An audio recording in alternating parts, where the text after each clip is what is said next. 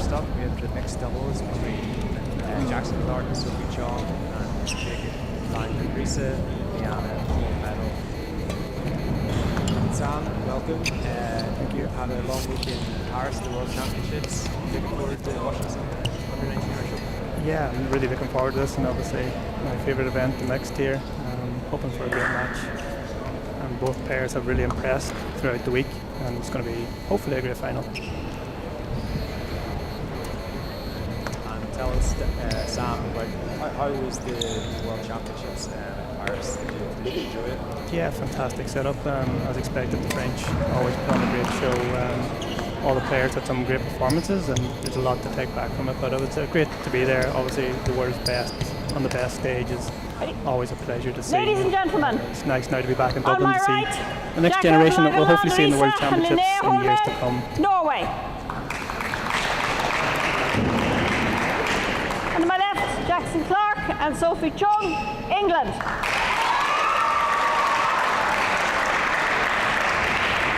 Sophie Chong to serve to Jacob WONG, love all. Both pairs coming through really tough three-set battle this morning in both their semi-finals.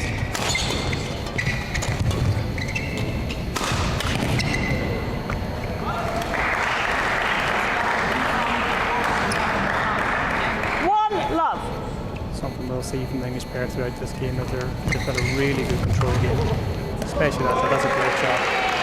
Third shot, looking forward, finding the space in front court. Really impressive start from the English so far.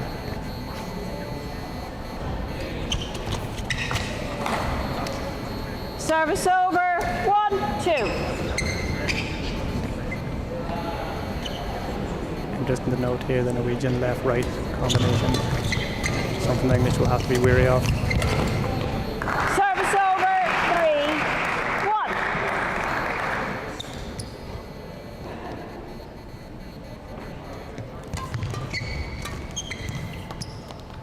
Service Look at the over, back court there from the Norwegians, but they made their own luck by taking the shuttle early in the mid-court.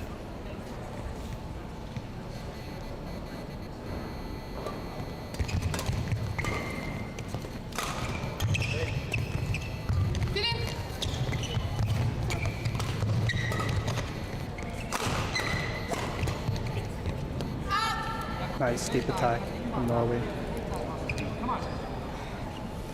So is there anything you noticed, Sam, from these opening exchanges?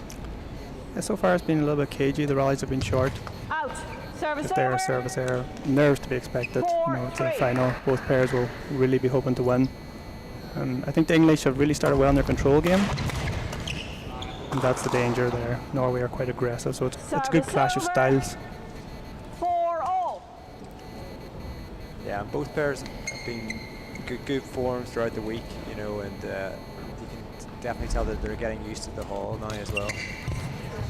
Absolutely. I think the English pair especially have been very impressive throughout the week. I think this was the first three-set match they had in the semi-final, and they really pushed the whole way, and maybe that will stand to them now as they start in this final match.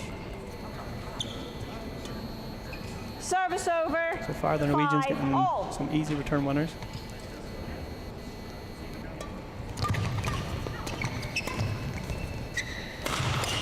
Great smash, well placed, just in between both players. Service Hit this over. target well. 6-5.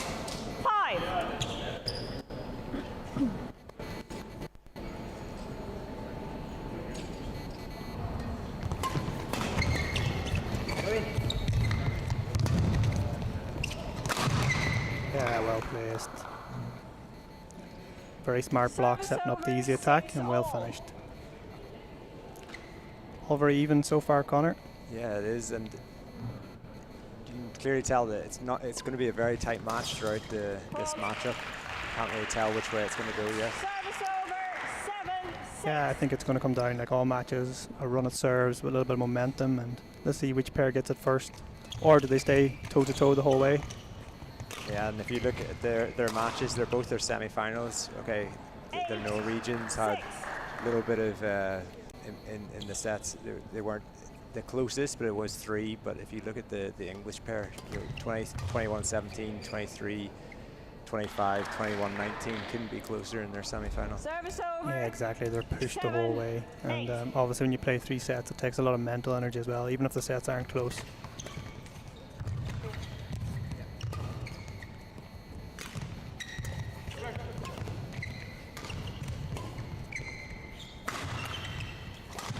Yeah, great attack there from the English pair.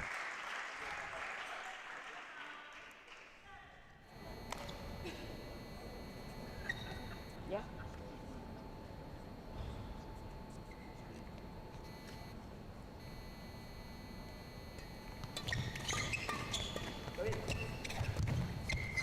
Service over. 8, 9. Norwegians here looking to narrow the gap.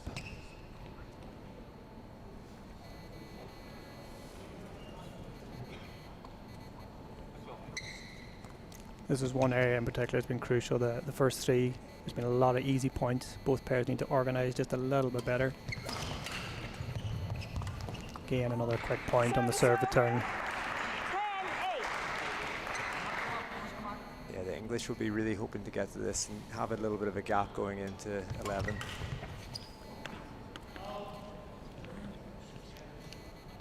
And then we'll see then when the coaching comes into play what both pairs can change. 10.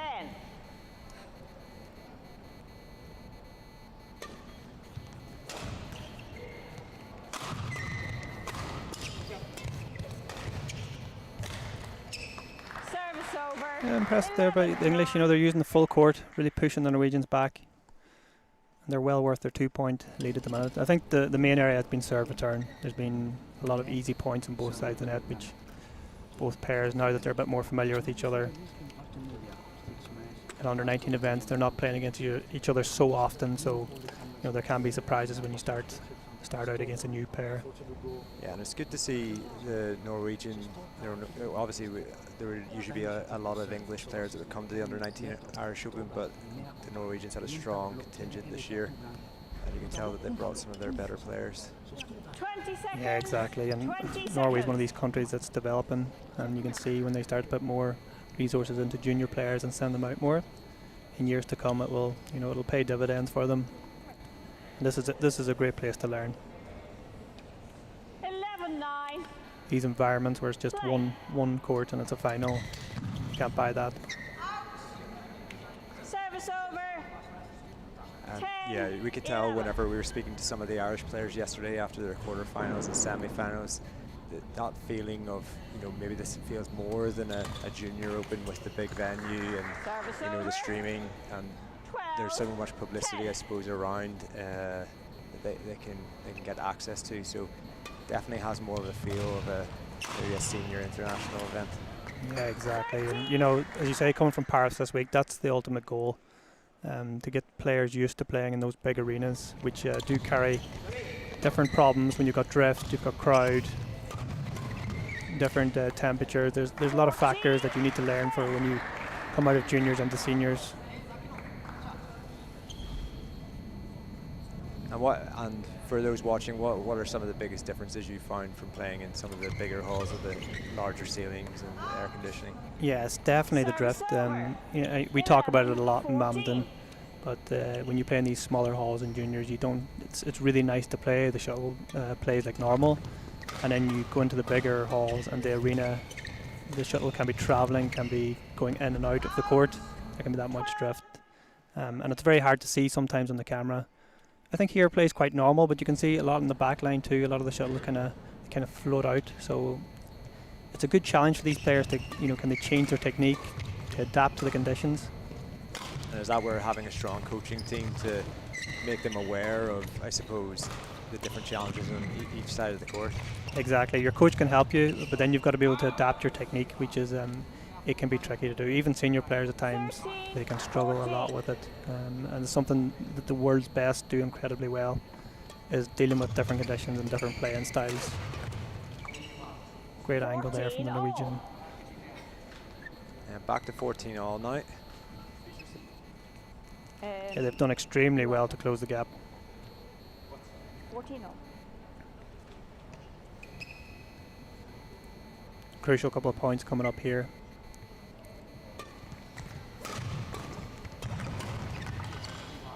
Really well done. Very clinical on the first court and the front court.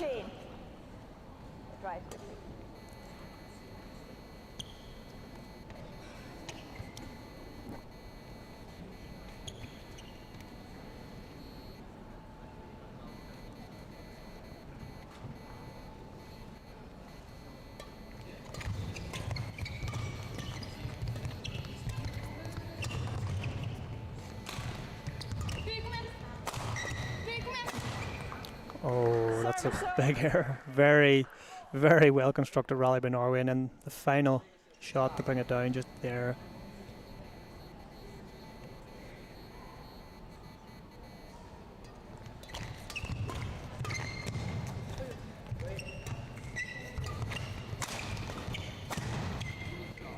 Brilliant, well done. Very well done by Jakob. That was the shot he made there on the rally before, and this time he makes amends. 16-15. Crucial time to be going into the lead.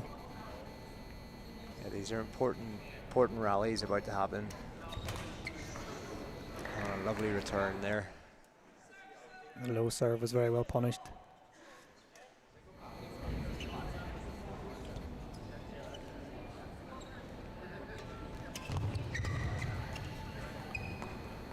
Again, there's the control we're talking about.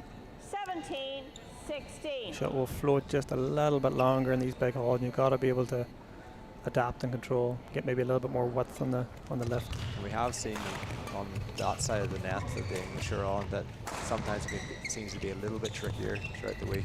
Yeah, definitely. Service over.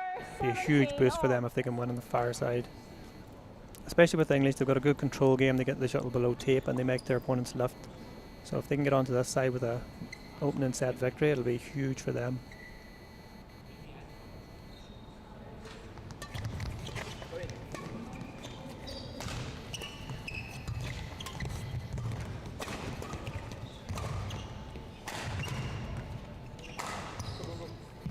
That's a great clear. Good variation. A good variation there, not just going for the smash and the drop and the stick, but actually clearing over their opponent using the full court. Controlling the drift a little bit better. Great job. First three again. 19, Gives the English a 2-point cushion here. Yeah, it was two big points, and you can definitely tell that that Sophie Chong played very, very well towards the latter half of this set. Again. And that's doubles. That's what we were chatting about, at the start when it was 6-all. It's just one momentum break there. It goes 16-all, and then they're 20-17 up. And those small momentum breaks are so crucial in doubles. Good turnaround. Again, first three shots, just quick rallies.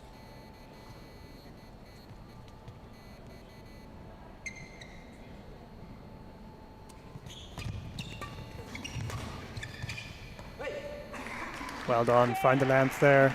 Good start for the English pair.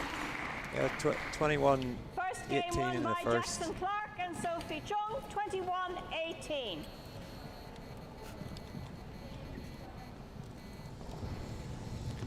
Again, this is where the coaching is going to come into play. It's going to be crucial because it was so close, and the English pair just, they got the momentum at the end and they really punished their Norwegian opponents.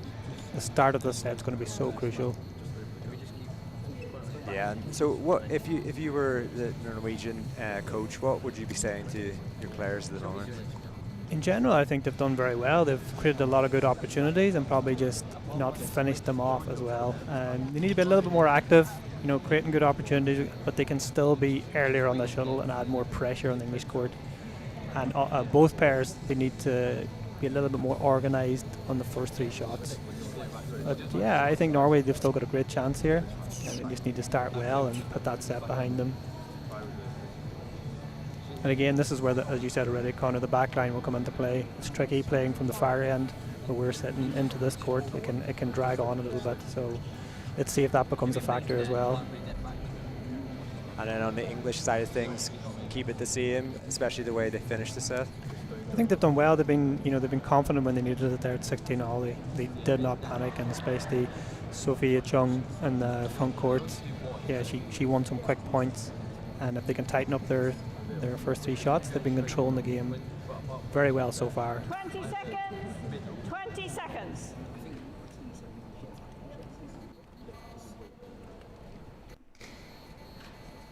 And here we go. Off to the second game now, with Sophie Chong to serve. Second game. Love all. Play. Yeah, great serve to start.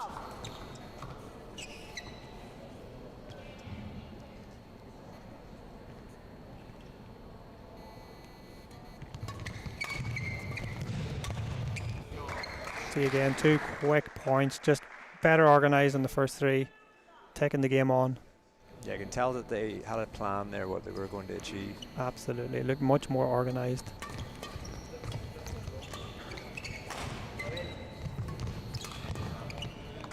Yeah, again, English starting really well here. They're starting to take the game on. They're just taking the shuttle a little bit earlier, a bit more intent to their play. A little bit more aggressive at the net now. Exactly.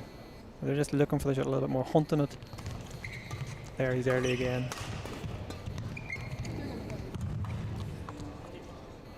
Service over. Great block there. 1-3.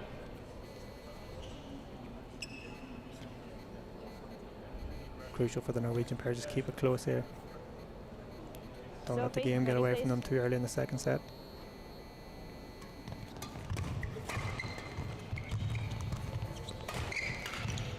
Yeah, great shot there. Early on the mid-court, found his backhand.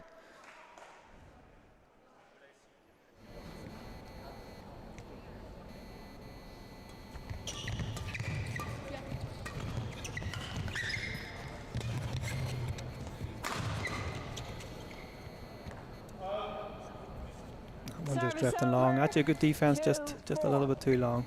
Good technique.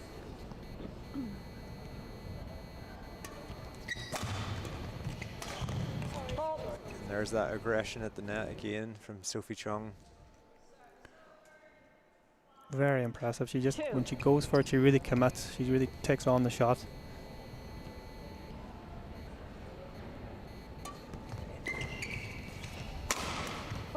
Great shot. That shot especially, that placement is absolutely perfect, just into the right hip of his opponent. Really well placed smash there.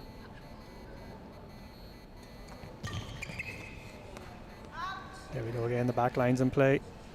Yeah, fast start from the English here, just the Norwegians just need to settle down a little bit. Find the rhythm. That's the hard part now. They're going to have to find a run of serves to get back in, and that's not always easy.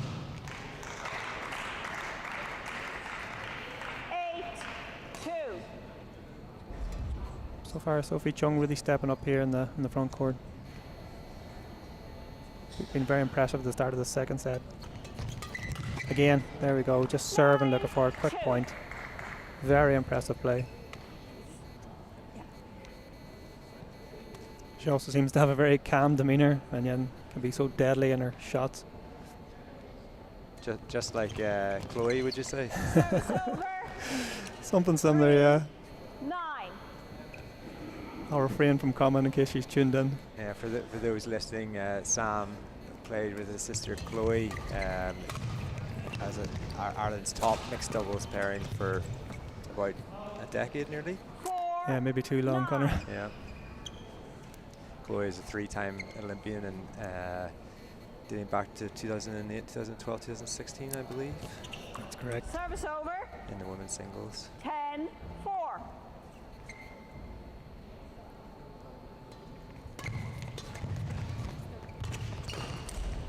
Yeah, well done. But it's just this second set, the English have been early on every third shot, and that's been the big difference. Maybe it's something they chatted about in the break, but they've really controlled the first 3 shots.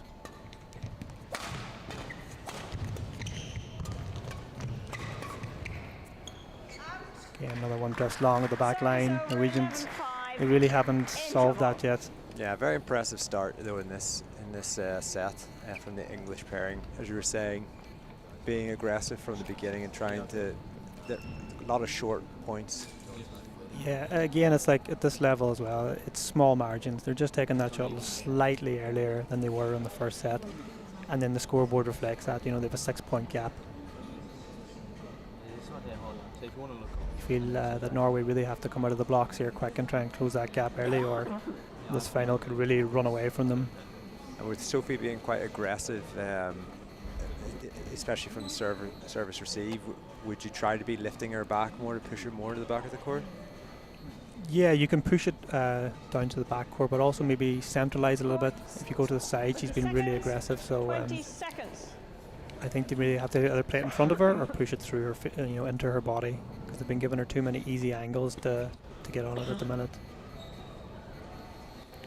It's always interesting after 11 to see if the coaching break what changes have been implemented.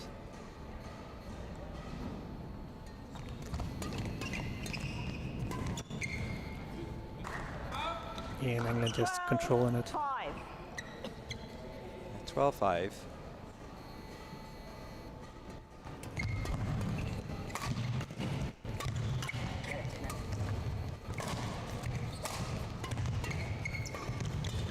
Great rally here. Just losing patience. You know, they did well to counter the rally back in their favour, and then a real unforced error there when they should have been putting the shuttle on the floor.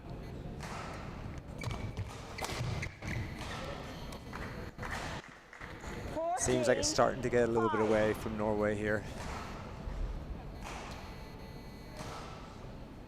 Gonna have to score some quick points. Service over, 6. Always a tough position to be in when the scoreboard you're so far behind. You gotta still remain calm, stick to your tactics, but also that feeling when the match is getting away from you. Nice return. Service over, 15-6. At this stage, it can be quite easy as well to force shots that maybe you weren't doing earlier in the game and making some unforced errors. Exactly, Connor. You know, you just want to get that scoreboard back even as soon as possible, and yeah, the mind then just goes for shots it wouldn't normally. Service over. Interesting to follow both pairs in years to come. You know, the Norwegian pair, I think, will quite easily go to maybe one of the top pairs in their country, where, you know, the English might go into the national centre where there's a long list of really good mixed pairs in front of them that they can challenge. So it'll be interesting to see both development. Maybe see them at the Irish Open in November. Another well-placed smash there. Yes. Yeah, and that is what commonly you will see. A lot of these players will come back in November, potentially in the qualifying rounds. We've seen for Brandon, for England, he'd been under 19 Irish Open for a few years, and then now I think last year making it through to the main draw. So it's always interesting to see how they get on at the senior competitions. Exactly, it's a tough step to go up to the seniors, but that's where they need to be to improve that next level of their game against more experienced players. 8-18.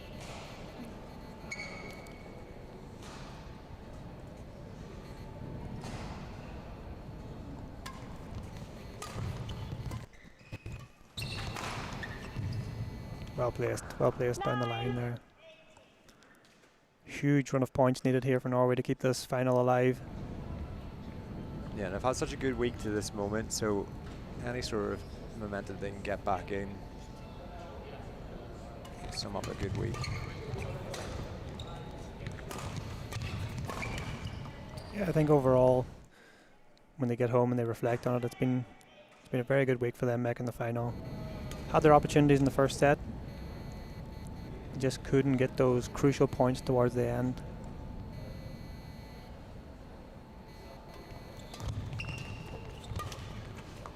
Eleven, 18. 3 points in a row here, brings them a little bit closer.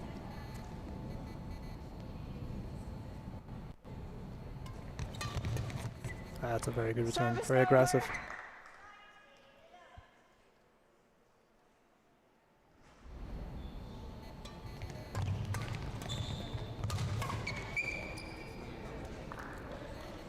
Extremely well read there by Lena on the front 19. court.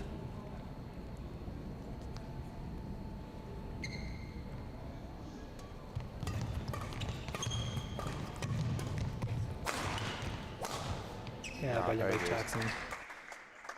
It's just that little bit of intent, just to step into the shuttle, just take it on, add a little bit more pressure on the Norwegian court. Match point to Clark and Chong. Game. And then the first time advancing your under-19 Irish Open mixed doubles champions, Jackson Clark and Sophie Chong. Well done, and brilliant event for them all week. Yeah, they've looked really impressive. If you see the semi-finals, the only match where they've been really, really Match won challenged. by Jackson Clarke They've and Sophie really Chong, dominated all the pairs they've 21-18. played.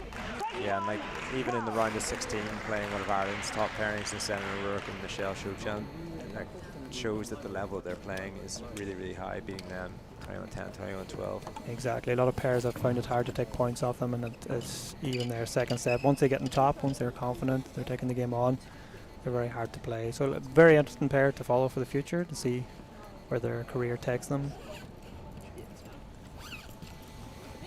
And coming up just in a minute, we will have the awards ceremony.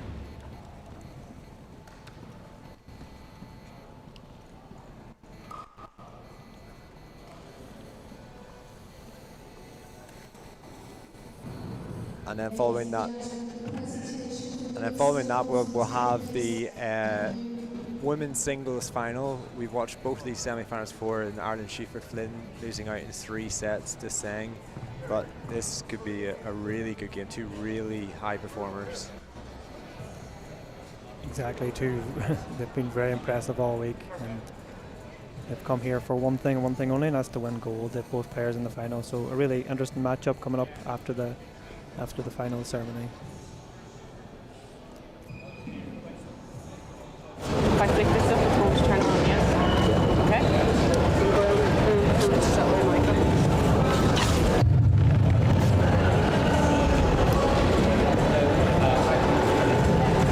Just wait a second.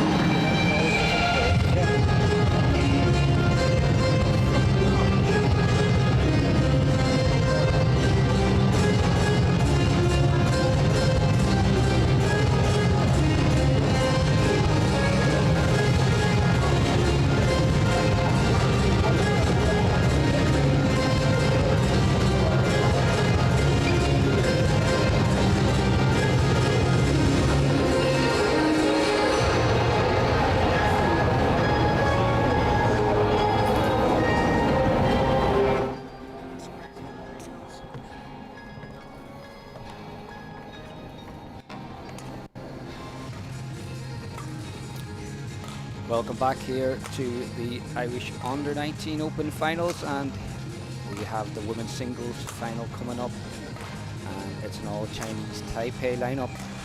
We've got Li Ji against Tseng Xian, and we have one player here who is ranked number 24 in the world, or number 2 seed, against the non-ranked player who has moved up from under 17.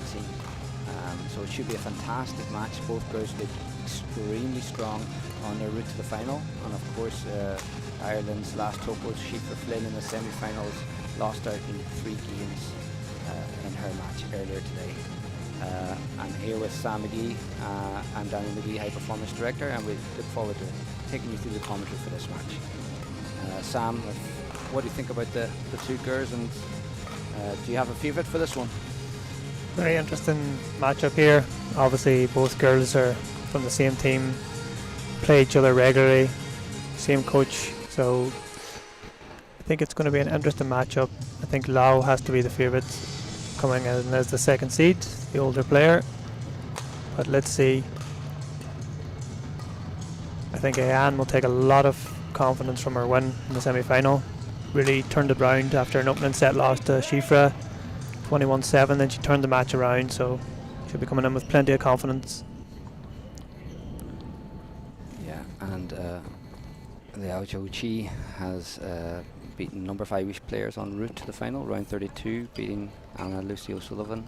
Followed that up with a win over Mira Pender, all in straight games, and in the quarter-final she faced Hannah Shokin.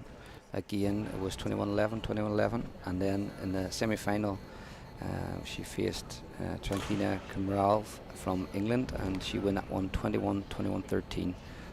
Her longest match only lasting 24 minutes, so looking really impressive, and you have to say probably the big favourite here for this one, Sam.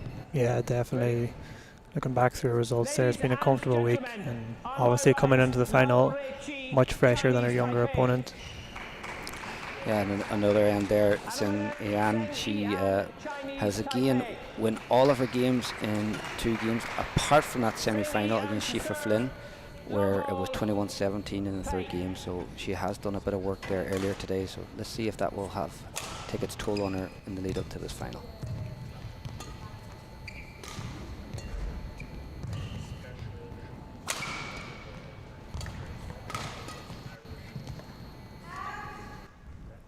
Good opening exchange here from both girls.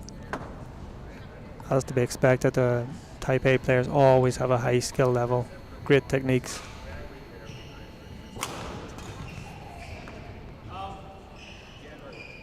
Service over, 1-all.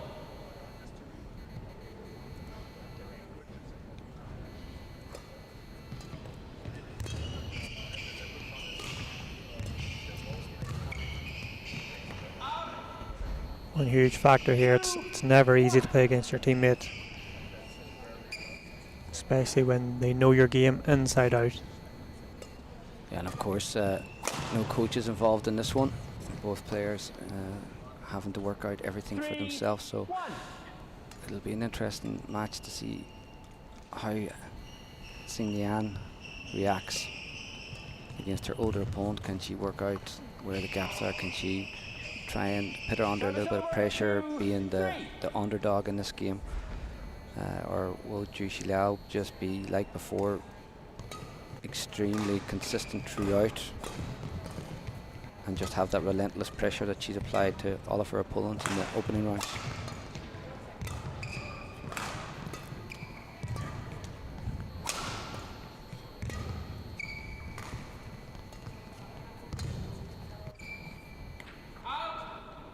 Interesting so far from Li Zhao. She's just keeping that shuttle extremely flat. She's not opening up with high lists. She's keeping the lists very flat. And if her opponent starts to read them, there's opportunities to maybe cut it out a little bit quicker. Great return. Sets up the easy winner. Service over, 3-4. Quite an evenly balanced match so far. 3-4.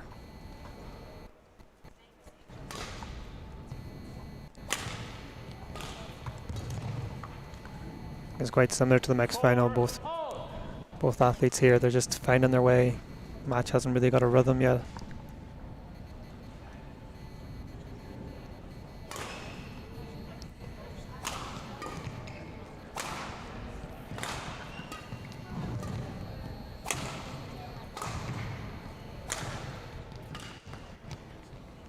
Just a little unforced there from Xing Yan there. Maybe a quick look up at the lights. Maybe just got slightly blinded.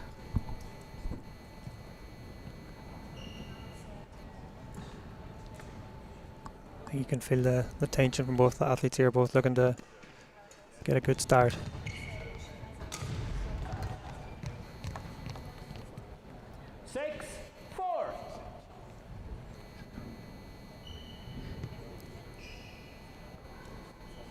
Always nice in the final, you get a good start, get the nerves settled.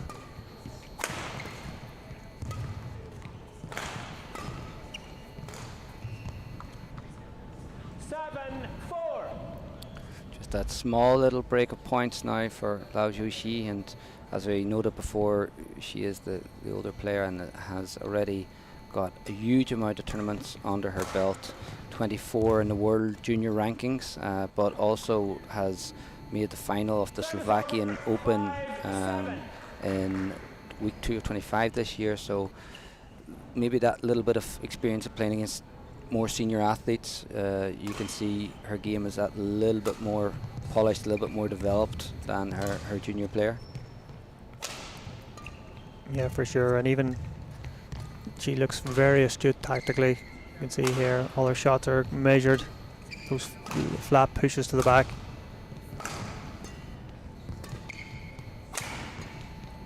Yeah, great smash again, just really physical on that forehand side, able to create the gap and then use her power to finish off the rally. But she's keeping that 3-point lead now, so Xing Yan will have to try and break that up now before she gets to the mid-game interval. Just keep her opponent under pressure, keep her thinking. 9-5. But a struggle to handle her opponent's attack so far.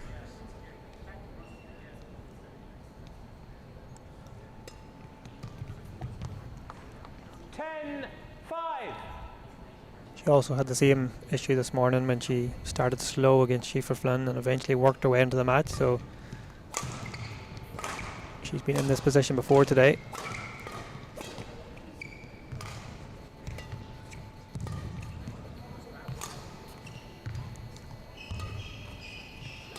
Yeah, great rally here, really opening up the four corners of the court. Just found the back line there. Excellent lift right on the back line and the sideline. Needed just to make sure that she doesn't get to the interval with that 5-point lead. Keep her opponent thinking. It's the one area she's been very impressive so far. She's been really technically good on the left, controlled, placed into the corners. Service over. 11-6. Interval. Interesting to see both girls actually trying to force the pace a little bit and not really starting to drive, test each other on their body, looking to just do something different, because to start off with, we've seen a lot of four corners, the shuttle being opened up, and then a number of attack winners from Lao Zhuxi, but now the girls mixing up using that flat exchange as well. Yeah, we spoke earlier in the mixed final about the coaching break was going to be crucial, how it changed the game, but here both girls left to their own devices. So it'll be interesting as young players, can they adapt, can they change their game, how they come out after 11.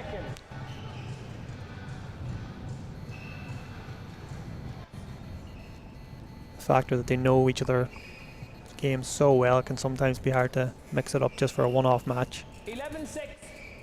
Play. Yeah, and again, when you look back through Xing Yan's profile, hasn't played so many international tournaments, so a great tournament for her here to reach her first final at under 19 level. And previously she'd only played one event in 2024, which was an under 17 tournament in Korea, where she was playing both girls doubles, girls singles and mixed doubles. So now just focusing in on the singles, and that has stood to her well so far this tournament. 13-6. Great experience for her here playing big arena as a young player. Getting that one court atmosphere. All eyes are on you when you play these finals.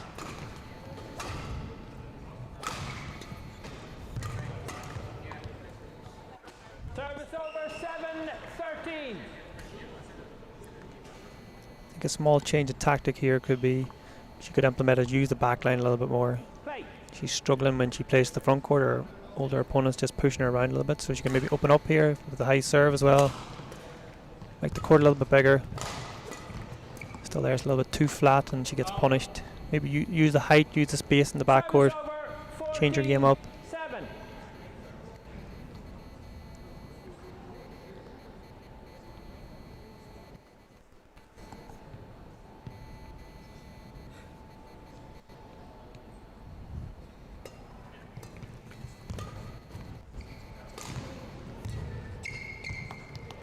Yeah, so LIAO, she is 18 years of age. This will be her last time playing an Irish under-19, but I'm sure Tseng Yan will return again next year.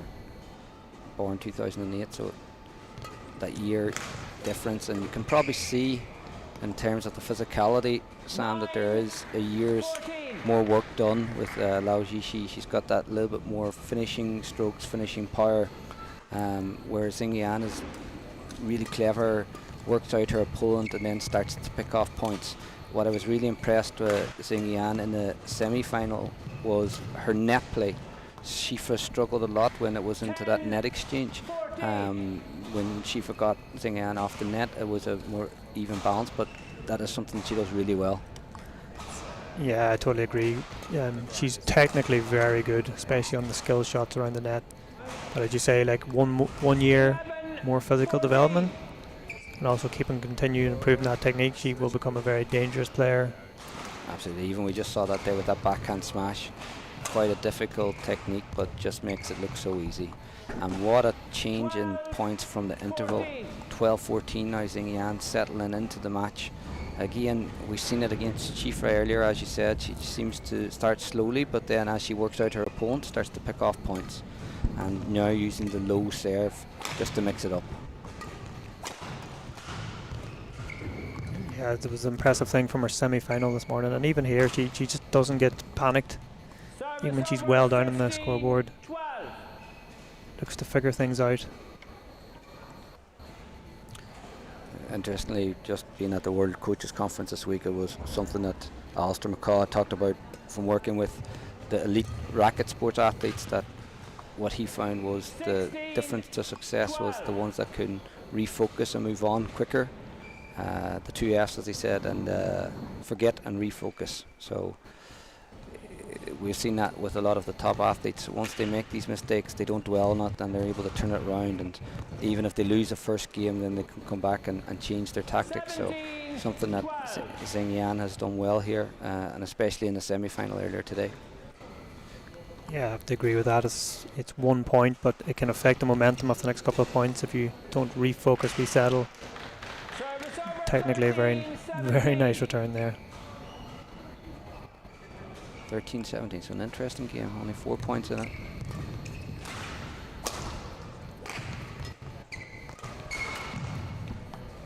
Yeah, again, a good change of pace. Again, early on the net, and then rather than lifting, giving her time, she's pressing hard, fast into the round ahead side of LIAO, and now starting to really close down those gaps and just making her opponent think. Sticking with the low serve as well. There's that net we talked about, so accurate. Yeah, great turn as well. Yeah, great for that lip. I think both girls play such an aggressive style. They don't open up with higher clears and higher lifts. It's really fast and flat, and it's always on the edge. It's a very interesting matchup. Both of them have the same philosophy of how to play their singles. Oh, just a cheap point there after Tseng Yan doing so well.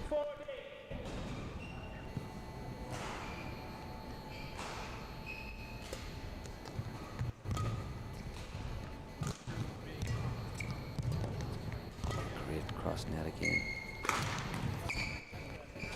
20 game point. 14. Good use of the high lift there.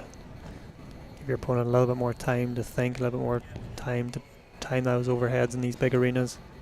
Not always easy. Again, another really impressive return. Service over. 15-20. And that's the highest points any opponent has scored off Liao Zhixi so far this tournament. So 15-20, and it's not over yet. What a net! Oh, And what a miss! She'll be bitterly disappointed with that, but again, really high skill level on her net shots. Yeah, Phenomenal touch. that cross net, absolutely amazing there. Setting up the, what you'd say, a simple kill, but then just maybe a little bit of lack of composure just to kill that one off. And that can happen when you're chasing the game at 15-20, where if it's 15 all or 15-16 and you're still got points to spare, then it's fine. But 21-15, Liao Zhixi looking on course here to take this title, but there's still a very long way to go in this match. She definitely has the weapons to come back into it. She just needs to be more consistent and a little bit more aware. Her opponent's really forcing her on the back line. If she can be prepared, get earlier on the shuttle, she'll create more opportunities. But yeah, there's a long way to go in this match, and I suspect a few changes in the patterns. Yeah, interesting. Now with Liao Zhixi, she's not playing so many under-19s anymore. A lot of her tournaments are now senior events, which she's doing quite well in. You know, in 2025, starting off in the Stony Open, reaching a quarter-final at Luxembourg Open, and then in the Asian Juniors reaching the last 16. So you can see she does have that more senior style of badminton, and already starting to do well on the senior circuit. Yeah, I think it's a great balance for junior players to go out and play senior tournaments and then bring it back into your junior tournaments where you're more of a favourite player. You can't buy that experience against older players that are really punish your mistakes. It's getting a balance. One love.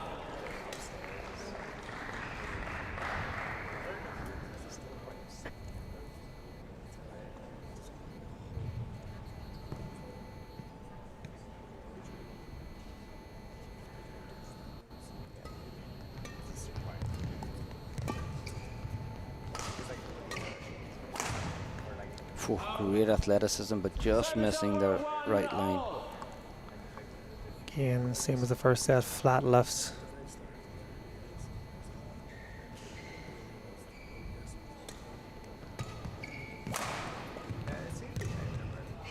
Yeah, everything is tempo from the front court so far. And again, a little use of the body attack. Quite an aggressive style, and as we've seen recently with the way the women's singles game has evolved, it's becoming much more aggressive. Service over 2-all. It's a tricky game here because both players are playing so fast and flat. It just leaves it on the edge where it's like one shot, one wrong small error, and you can get picked off.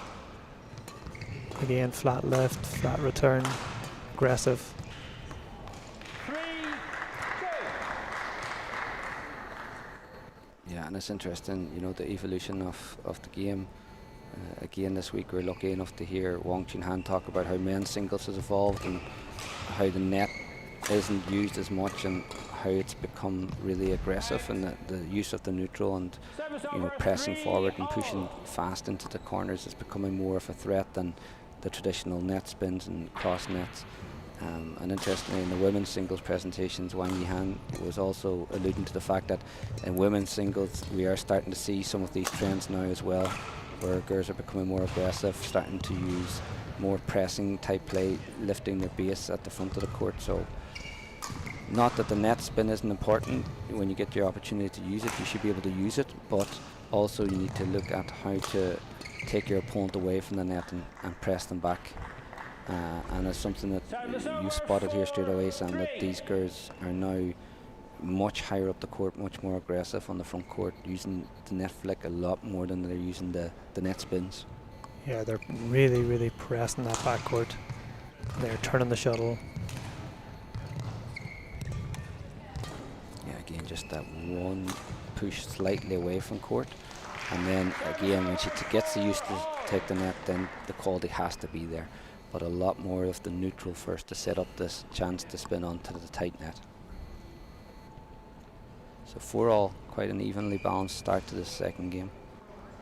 Extremely interesting development that the net is starting to come out of the game. It's a hard area to control unless you're really high. So you want to take your wrist down to control your opponent, to play it into court a little bit more, where you've got more possibilities to keep the odds in your favour.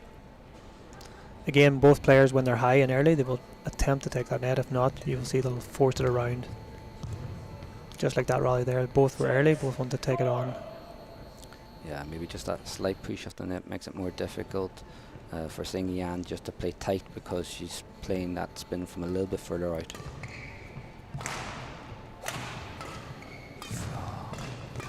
A cross play here. Service over 5. Lao Jixi 3-4 crosses in that rally, and then when she set up the straight winner, just a little bit tight just to make that mistake.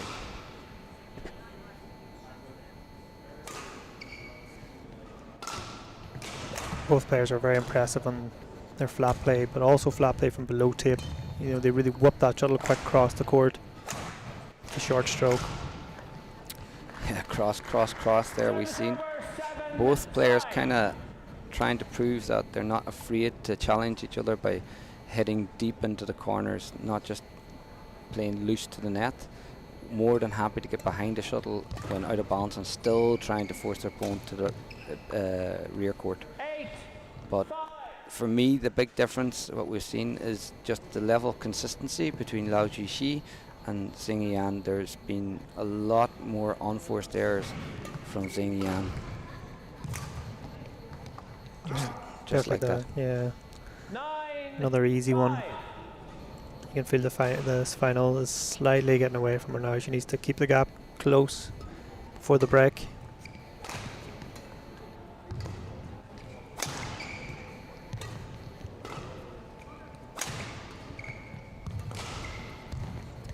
Wow, good quality net again.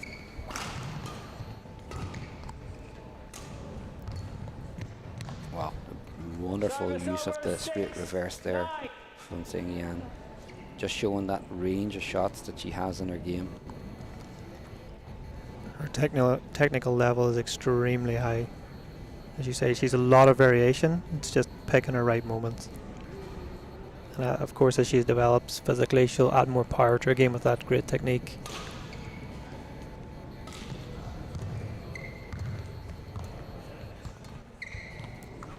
Good net battle there.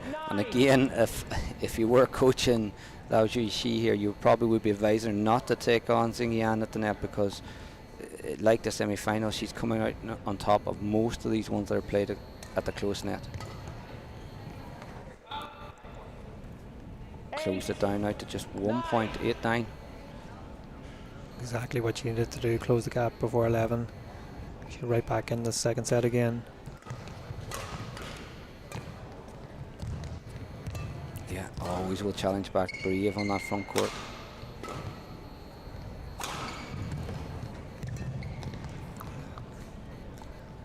Brilliant defense there, getting down low, getting the shuttle close to tape when under pressure.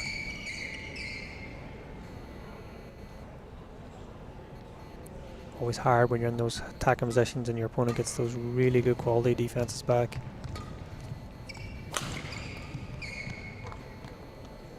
Service over 9-10.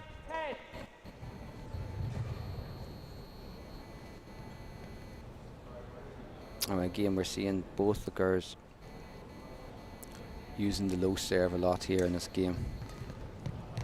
And Tseng Yan still using the forehand option, where we see Lao Jixi using the backhand. Do you have a preference, Sam, on what you would prefer your girl to use? Or There's definitely advantages to both. I think you can be more accurate with the backhand low serve. You can also add a little deception and a flick. But with the forehand serve, you have a lot more options. You can play it low, you can drive it easier, you can flick it, you can also go right up to the roof. So I think both serves have their advantages if they're executed well. Yeah, and even at the World Championships this week, we've seen all of the variations from people using the traditional really high serve onto the back line, especially in a big drifty hall. It can be a challenge for people to time it. But we also seen a number of the girls using the backhand serve or the flick serve.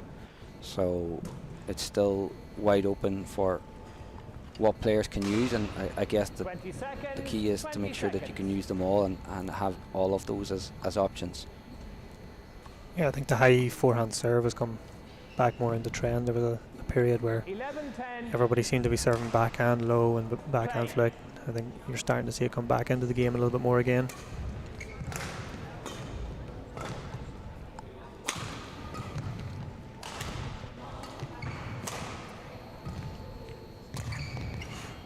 Took a risk.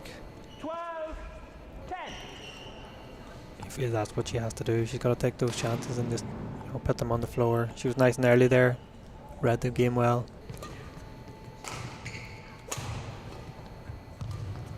Good early net. There's the difference there. Took it early that time and went for the soft approach, but still early and deceptive in her stroke. Good body language. And here we see the variation now, the high serve onto the back line. And sometimes maybe, you know, after they've played, you know, 12, 11, 23 odd points, and you haven't taken a high serve, and then suddenly you put that really high one in for a while, it can be good just to break up the rhythm of your opponent. Yeah, I think in general, you know, most players have an idea in their head of what return they're going to go for. And then just as they serve, if they change, it really can mix up your thoughts. So that's two what you would call easy points in a row with the high serve.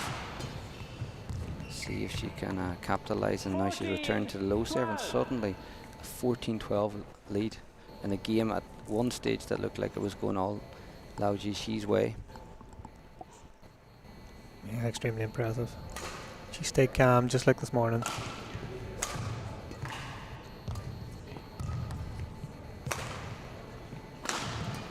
Wow.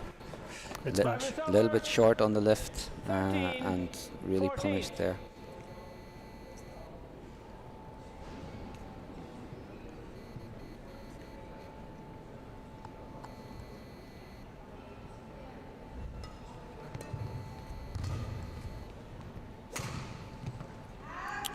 Again though, it's just these unforced errors that has cost Tseng Yan in this match.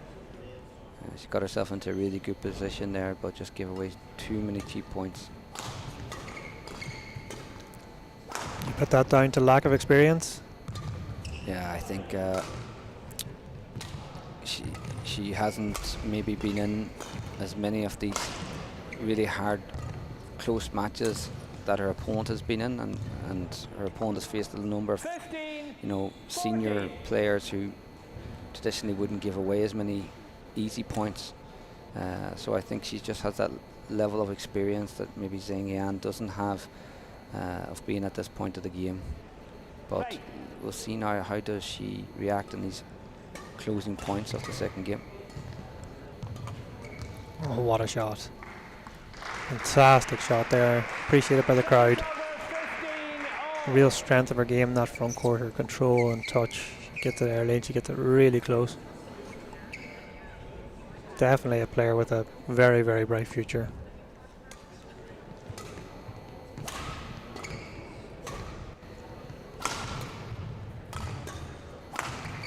I definitely feel she's been a little bit short on her clears and on her lifts.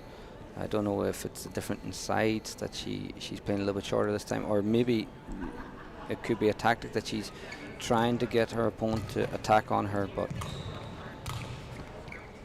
yeah, good press forward there from Lao Jixi. Another crucial couple of points coming up here. So this final is just swung again in the favour of the number 2 seed. Nice judge. Smart move here, just taking a little longer break, getting the court mopped. Break the momentum of her opponent up. Just quickly, thank you. Yeah, and like, you know, between 24 and 25, she's only got 8 tournaments on her senior ranking, and she's already ranked 188 in the world. So great progression so far from this young player. 18-15. And of course the big one for her and to have that higher ranking will be World Juniors in October. Yeah, it's a huge event for all juniors this year, taking place in India. And you feel maybe her playing these last few under-19s like Bulgaria and Irish is just to maybe give herself a better seeding for that event? Absolutely, seeding is crucial at those events. You want to avoid any of the top ranked pairs until the latter rounds.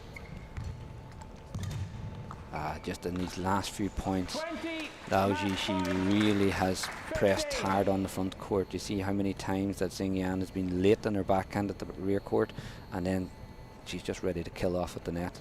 It's funny, from 15 all, you could see that real injection of pace. And there we have it. 21-15, 21-15 to LIAO Jixi.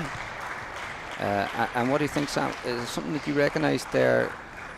A change in pace of 15 all, and was it a drop in pace from Tseng Yan, or was it a change in pace from LIAO Jixi, or what was the difference there from when it became real close at 15-15? She just took the game on. She was more aggressive, and you can see, especially when she stepped up the court, got the flat in towards the body. You know, a shot we commonly see in doubles, adding pressure, and then she really just took the game on and went for it. And you know, she had to be brave because her opponent was starting to add a lot of pressure on her, and she played the condition really well, and a really deserving winner this week. So we'll just switch across to the medal ceremony, but in our next match you've got Liu Ji from Chinese Taipei. They've done really well this event, and he'll take on Tiago Berenger from Portugal. So we'll just switch across now for the medal ceremony.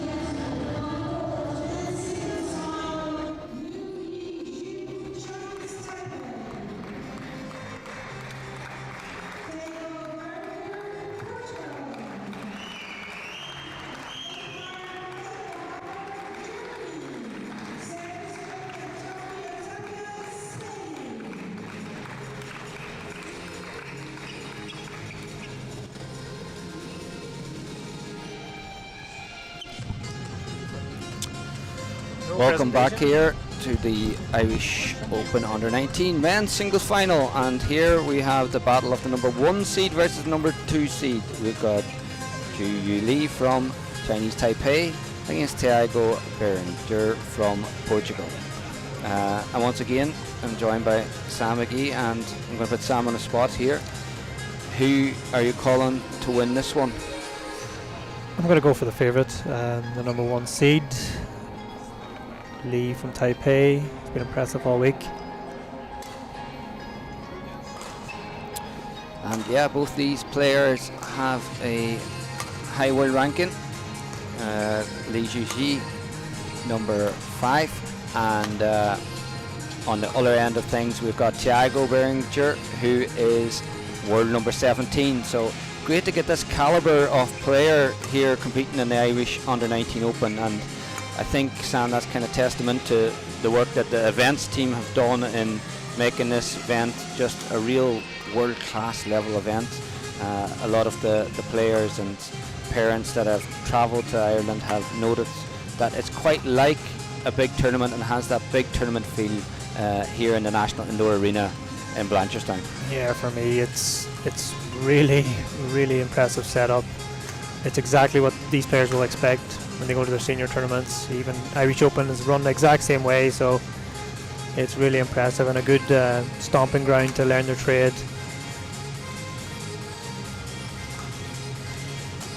Yeah, and it is different when you go and play in your normal training venue to when you go into play in an arena, and you know, this is no different from any of those other big arenas. You've got the bright lights, you've got the spectator seating, you're much more in a big open environment, and of course that will mean that there is some drift to deal with within the hall. You've played here, Irish Open, you've played finals here in the mixed doubles. Is it a difficult hall to play in? Is there much difference between one side and the other side, or how do you find it? Yeah, as we were saying in the mixed, we're on the far side where Lee is starting out. When you lift from there, the shuttle seems to float a little bit longer. It was also similar in the ladies singles. So I would say Tiago here is starting on what I would say is the good side, a little bit easier to control. And there's a little left to right movement, I think, as well, within the drift. From what I remembered when coaching here at Irish Opens, there's always one side that you could attack a little bit more aggressive, and one side that you need to be careful when playing straight down the line. Yeah, exactly, and I think both players will look to use that to their advantage. So just looking at Li Yuji's route to the final, not the easiest to start for him, where he was in a 3-game match with Jason Go in the first round, winning 21-15 in the third. In the last 16, he was playing Switzerland, Zilun Ong, and again coming out in a 3-game match, 21-18. And in the quarter-final, it was 2 games against Alejandro Galgeo from Spain, and again against the number 7 seed. He looked really impressive in the semi-final this morning, winning 21-16, 21-5 against Raul Berga from Spain. So not the easiest to start for him in this event, but has worked his way through to the final, Sam. Yeah, more often than not, the first round can be tricky when you're coming off training, you're getting into the tournament. It can be really tricky, and once you get over that, you can see, as he's done, he's kind of like played his way into the tournament. It's a really impressive shot. Out. You can see already he's got a high skill level. And Tiago was maybe a little bit more clinical on his way through, beating Lewis Smith in the opening round 21-8, 21-11. Followed that up in the last 16, winning 21-3, 21-3 against Sunila from England. Against the number 6 seed, Yaroslav Trunov, he won 21-13, 21-17. But interestingly, with Tiago, he's also been playing doubles, so again, reaching all the way to the main finals, and that will that play its toll on him, having played 2 events and reaching the later stage in 2, or what do you think in terms of the physical demands of balancing those 2 events? Yeah, it depends how he feels. You know, you've seen one singles match where it was 3-3. He's probably saved a bit of energy and can also play on your advantage. you know, having played a lot of matches, he's much more used to the hall. And I guess on the world stage more recently, we've seen that with Christo and Toma Popov, where these guys are now playing both singles and doubles, going into the later stage of events, and actually being able to balance the demands of playing 2 events. Probably been one of the big changes in badminton, where singles has become so aggressive in flat play. We're speaking a little bit about it in the ladies singles, that it can carry over into doubles. You can see here Thiago, he's in both finals, which is really impressive. It's definitely not easy to do, but you can see these athletes that can manage it.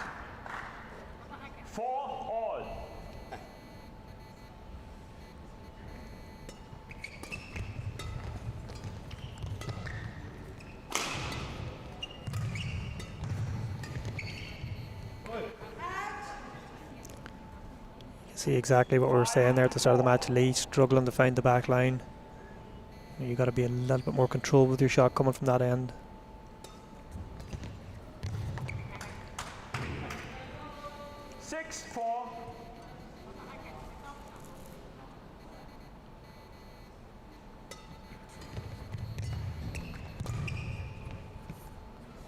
Another one falling well past the back line. Not easy when you're nervous controlling those controlled shots towards the back line.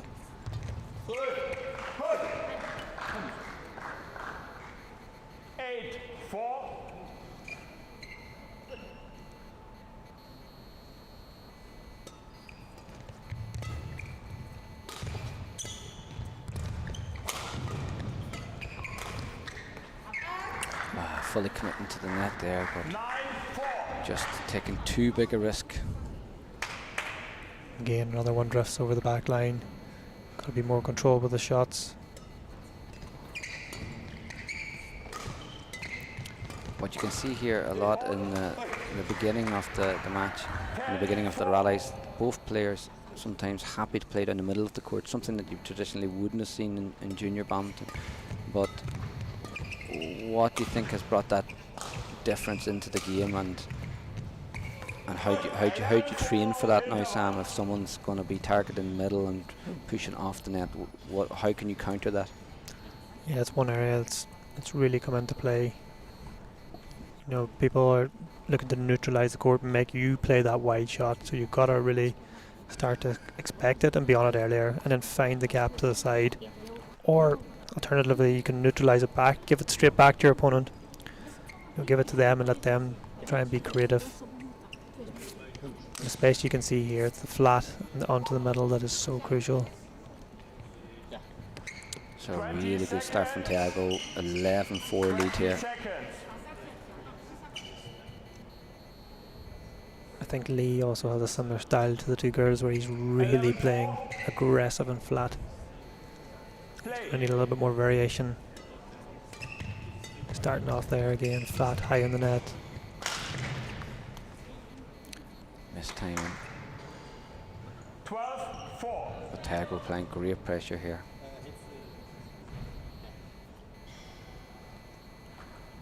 We've seen a number of former players here coaching at this event as well, which is always great to see at these underage events. We saw Beatriz Corrales earlier working with the young Spanish, and Telma Santos here coaching with the Portuguese team. So great to see these players, once they leave the game, coming back and sharing their experience. Yeah, great to see. Also, I travelled to the Portuguese senior tournament in March, and it's clear to see that Portugal is one of the countries that are really developing. Having Thiago here, but also seeing the depth of players. They've got a lot of players coming through, putting in a lot of heavy work into it.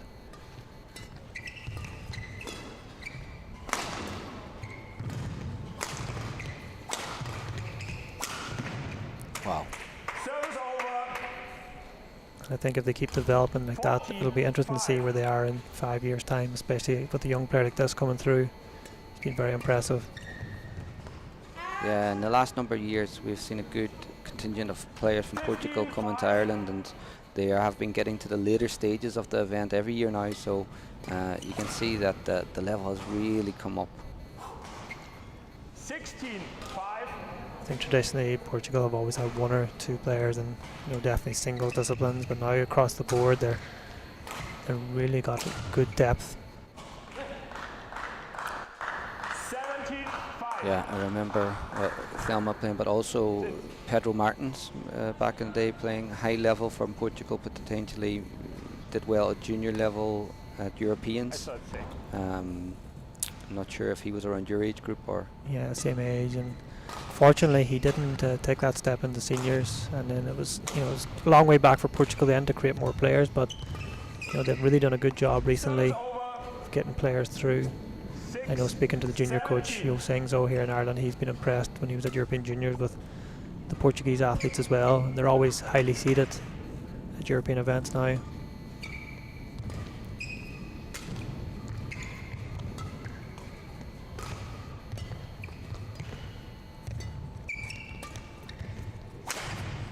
Brilliant.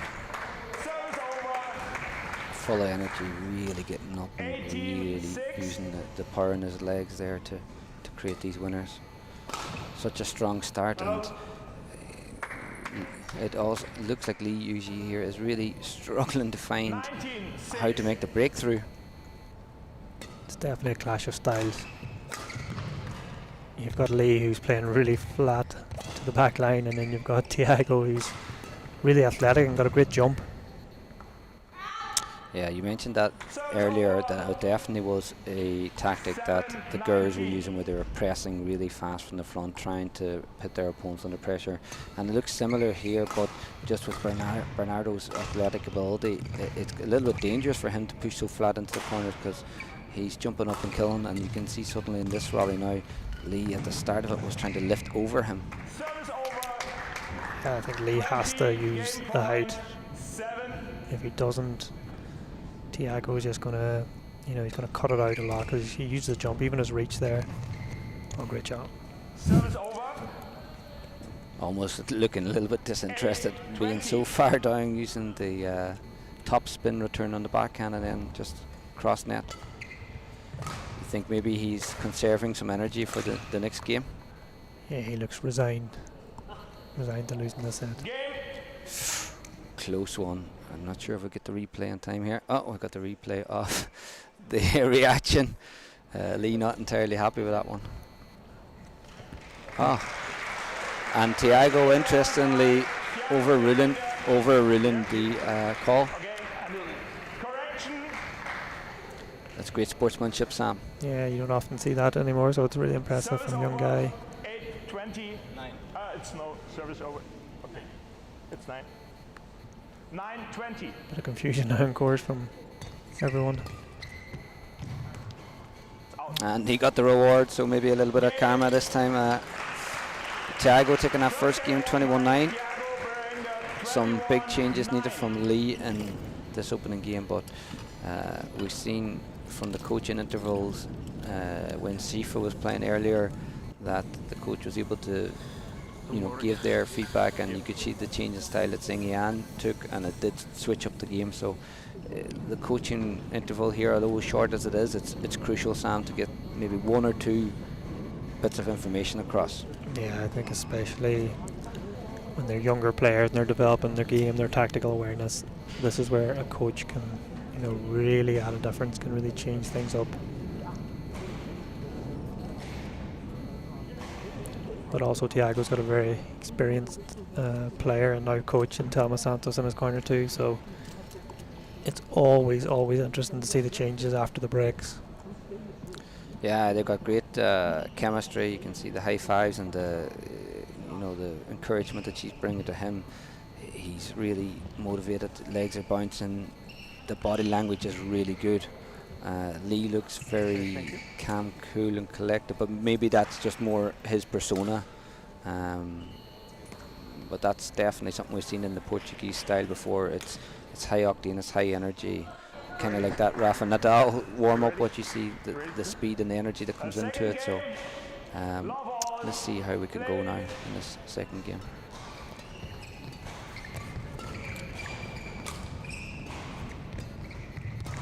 This is a great example of what we had talked about earlier, Sam, how not so much net being used. It was neutral, and then Lee took a chance to play tight onto the net, set up his attack, and then went for the winner. But both players not giving each other the opportunity to spin net. Yeah, exactly. I think it's going to be interesting here to see if Lee can adapt this game a little bit more. Plays a very aggressive style.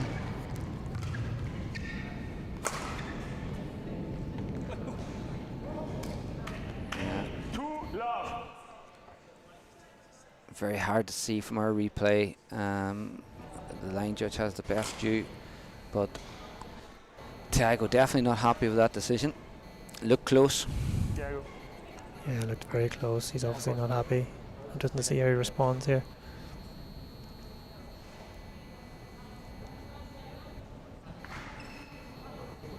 Play.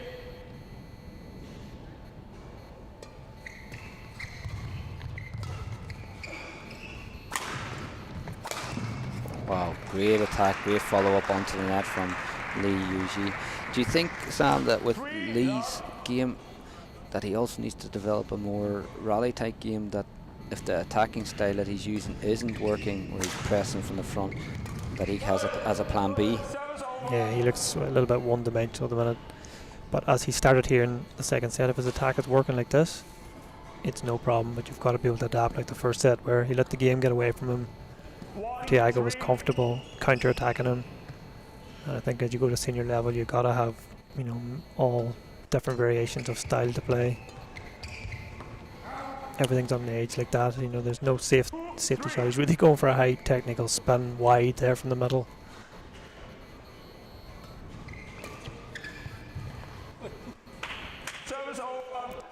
Yeah, and again, it's a flat push off serve, which is good, but also a little bit dangerous, because when Thiago intercepts, he's taking control. And again, we've seen it there where he's trying to use these flat lifts.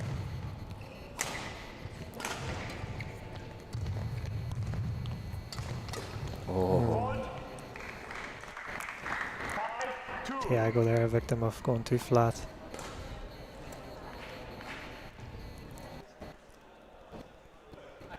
So 5-2 lead for Lee.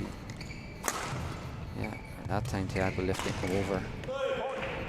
Again, and that's maybe the difference there, where we see, you know, Thiago's lost 2-3 points in a row, and rather than trying to be too aggressive return a serve, he just takes a step back, lifts over, and then counters Lee. Yeah, it's a fantastic clash of styles here. Yeah, great aggressive. Almost like a doubles return there, and then looking to follow up and press onto the forecourt. So 6-3, 3 points lead now.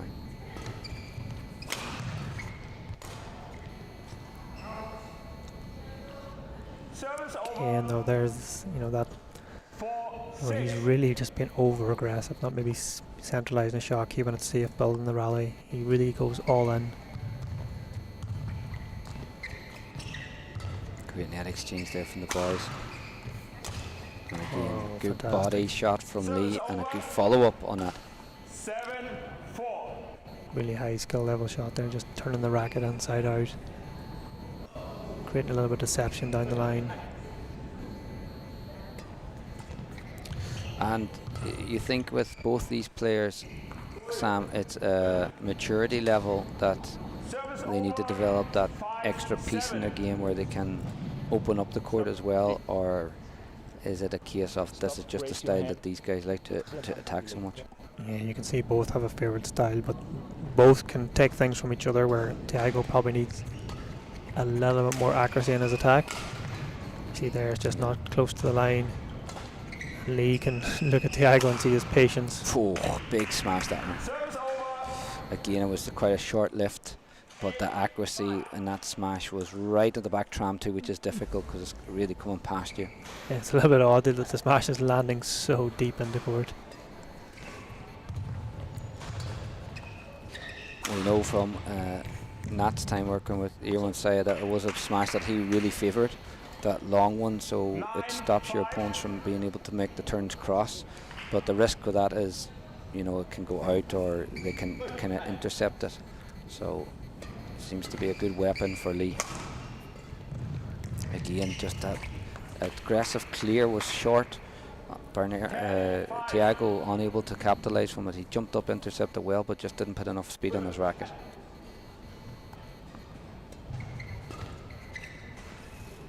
And there's the back line and the accuracy as well. He's got to get more width, especially playing from the far end into the corner. Game has changed on its head here. And interestingly, you would have to say it's more a dip in speed from Tiago than Lee doing anything dramatically different from the first game. He's still aggressive, he's still attacking, but before where Tiago was intercepting, suddenly now that shuttle's going behind him, then he's lifting a little bit higher, giving Lee more time to actually open up and use his full out attack. Yeah, exactly.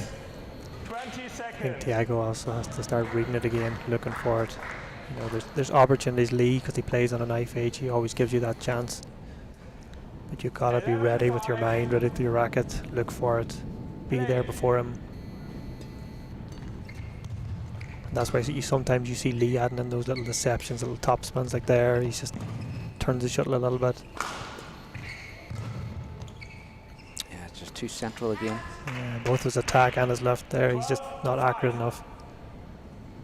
It's an area of his game that he will need to develop moving forward.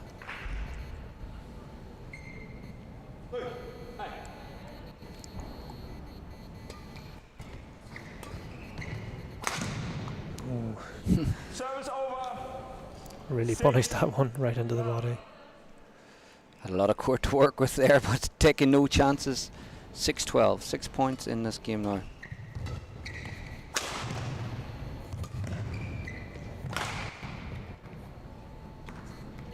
That one's in. 7-12. Yeah, Well found. Used the height better there. Definitely. Really got underneath it. great decision from the lines judge there at the rear court. So 7-12.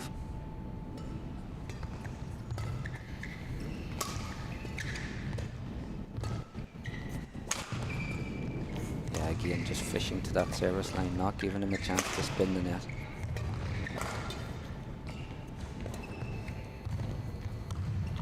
Oh, well read. Yeah, this one I think Sam was in. Yeah, we've great seen call. the replay. Great call. It's great. Really makes a difference having these line judges here. Yeah, they've done fabulous work this week, and it does just really add to the event.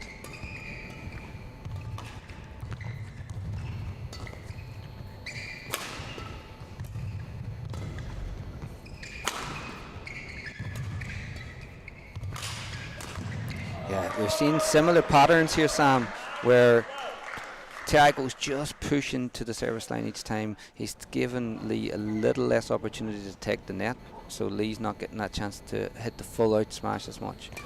And more pace on the serve as well. Yeah, I was just about to compliment him for being more ready, and Lee goes up and just challenges him with returning, and then he's not ready. Yeah, he actually had a great set piece there and a great opportunity to bring it back to 10-12 because he's closed down the score really well. Again, just fishing there onto the tee, trying to avoid that, giving Lee that chance to spin like that.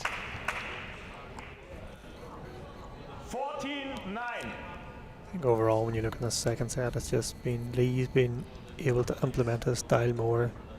And obviously, on the far side, as we've been saying, Tiago, it's hard for him to keep a good length on the back line to neutralise Lee's attack. Could that be a difference in the sides again, Sam, you think? Or Yeah, I think the size is huge here. you did say that at the start, that you felt that Tiago was on the side that would suit his style well, and he did start much better. So do you think that if it does go to a deciding game, we could see Tiago coming out with a good lead again? Yeah, I think it could swing again. Also the mental side, I think Lee's handled losing that first set quite well, stuck to his own game plan.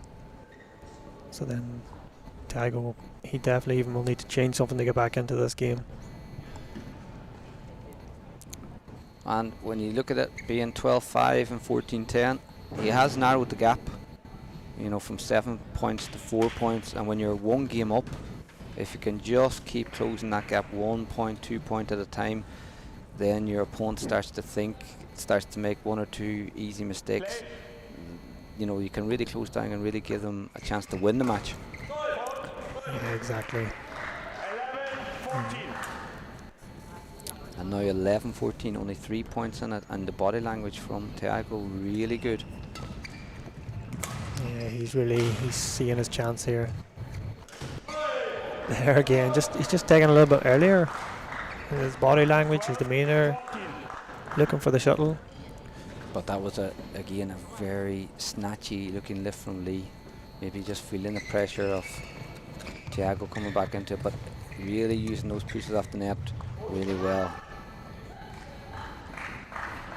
13. Again, you can see Lee, he wants those quick points now, especially as Thiago's starting to reel him in. And another one. And also we can see, we're down court side here, we can see he's really starting to look to his coach for help.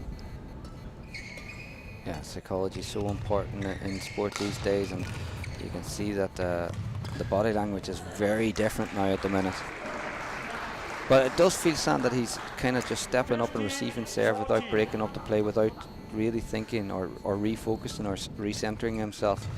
If you were coaching him now, would you be encouraging him to take a little bit more time in between points? Yeah, he has to slow it down, because I think he actually did well. He took the mop, but since that he's just he's zoned out a little bit. You can see Thiago, he's literally serving straight away when he wins the point.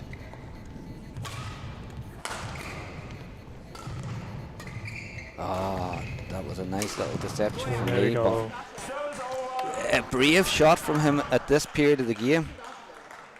Really hitting the line. But do you think that dive from Thiago again, he just, you know, means that the court has to get cleaned down, gives him a chance to, like, you know, dry out the floor. Lee has to think. Yeah, it's tricky because he's been really good momentum turning the game around, so I think Thiago's looking to do the opposite. He's looking to play straight away, just like that. Again, the left too flat, too aggressive. 17-15. You can really hear Lee's coach now giving lots of feedback, so trying to get his mind back on track again. 18-15.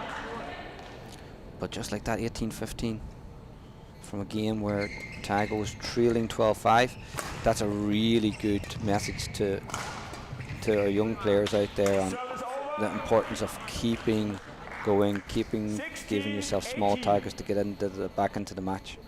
Yeah, exactly. We were starting to chat about a third set, and now Thiago's looking to wrap up this tournament. Just pushing on to the service line, closing down the gaps, and then looking for that, make that intercept.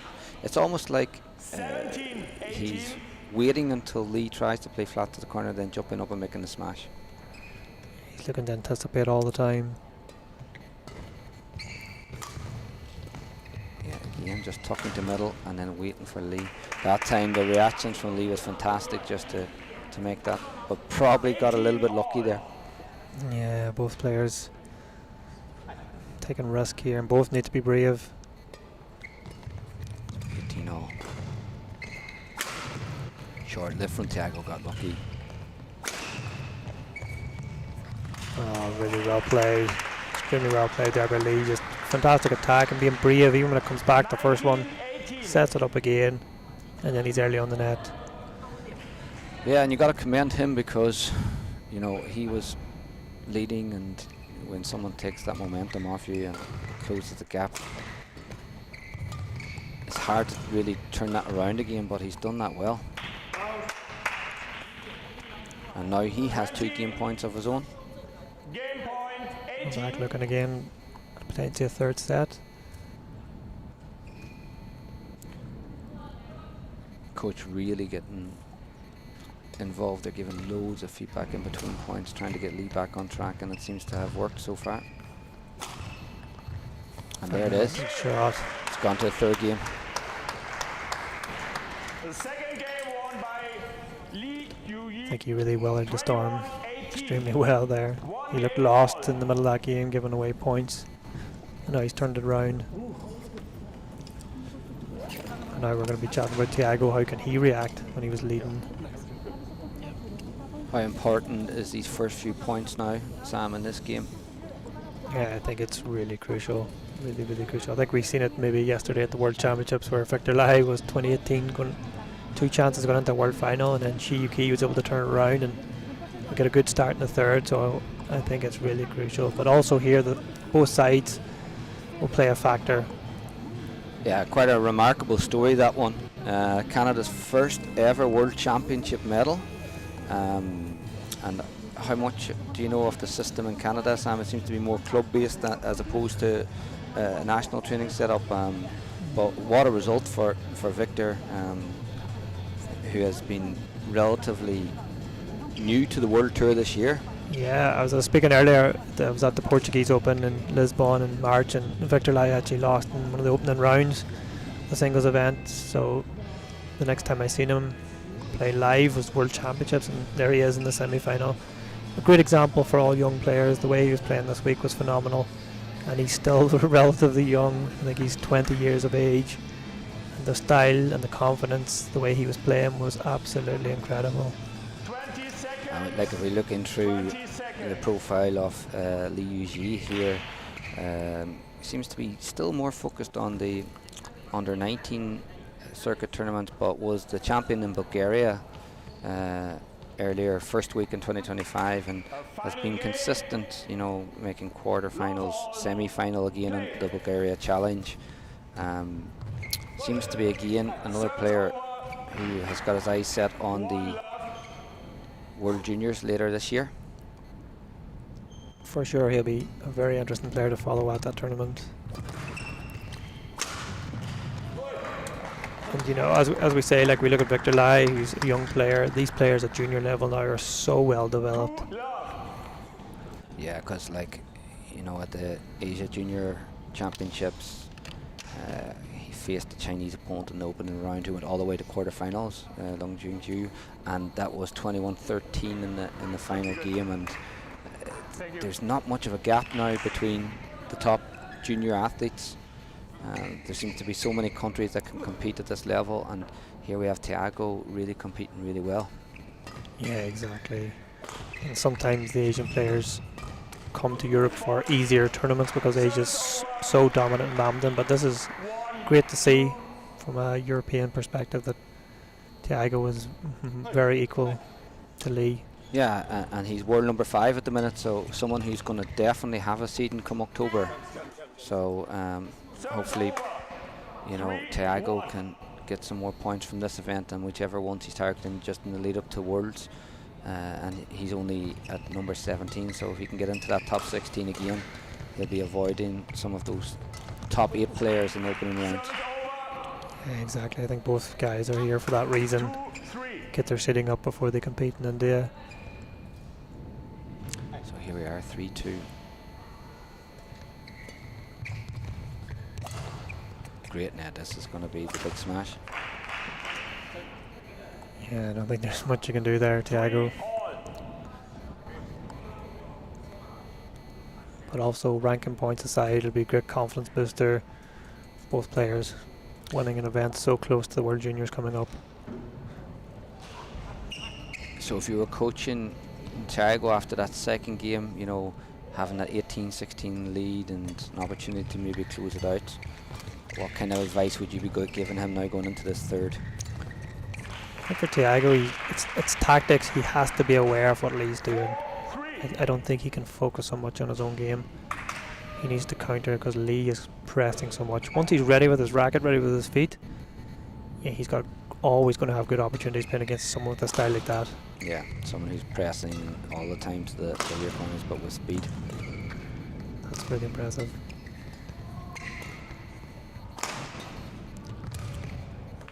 Wow.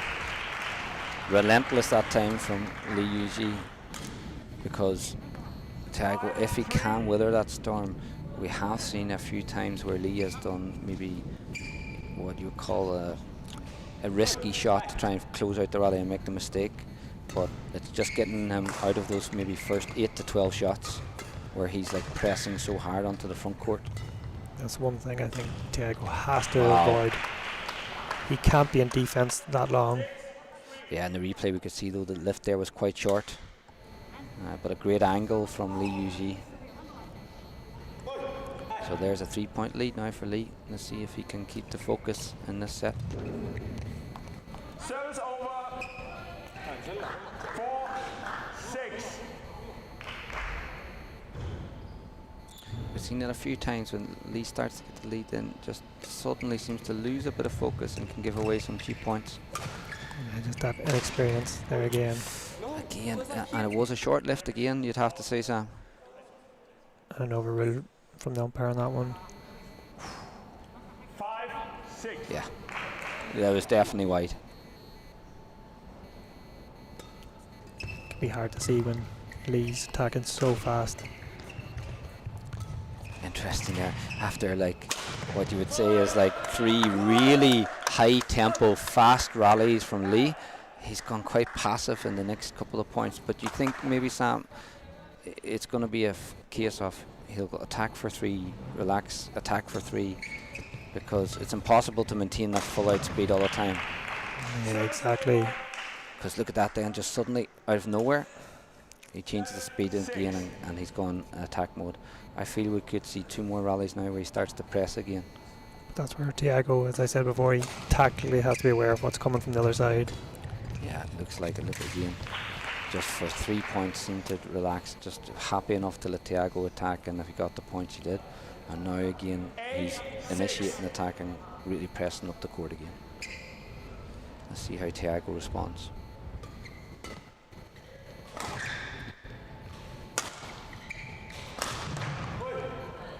Seems to be his favourite shot from that side, round the head. He loves that cross attack. So we're evenly balanced here, 7-8.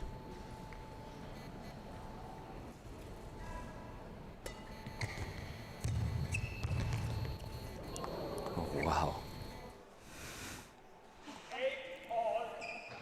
So close to going over the net. We just needed a little bit of extra push, but outside. Lee just thinking too early that it was going to be in, and just long.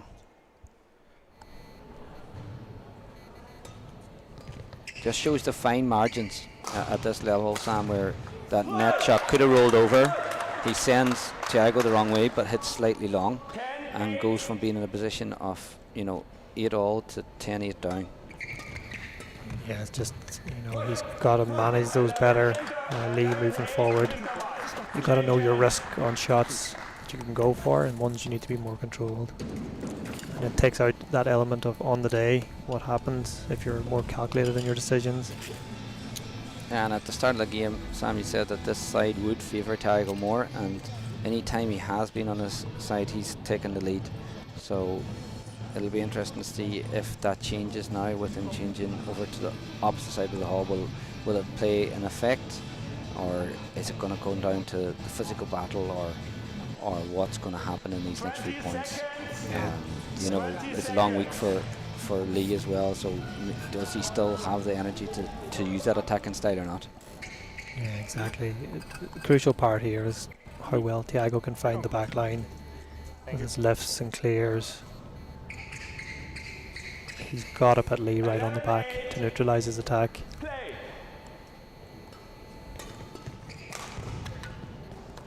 Wow. Press, and then very casual, that winner.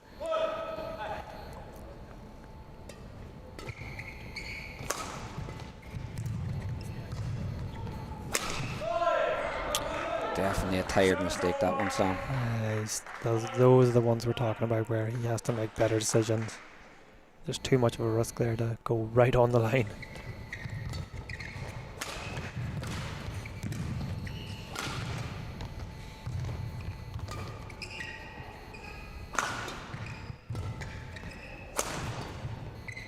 That time using the body instead, a safer option.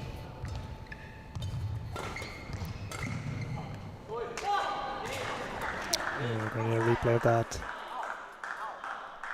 Ooh. It's 13-9. Extremely close, but Lee. a right smile over the other side from Thiago. Yeah, he's got the call this time and called in. I certainly don't think you'll see Tiago overruling any of the calls now from this part of the match. Definitely not. We're getting to the business end. It's too close for him to do. 39. Play.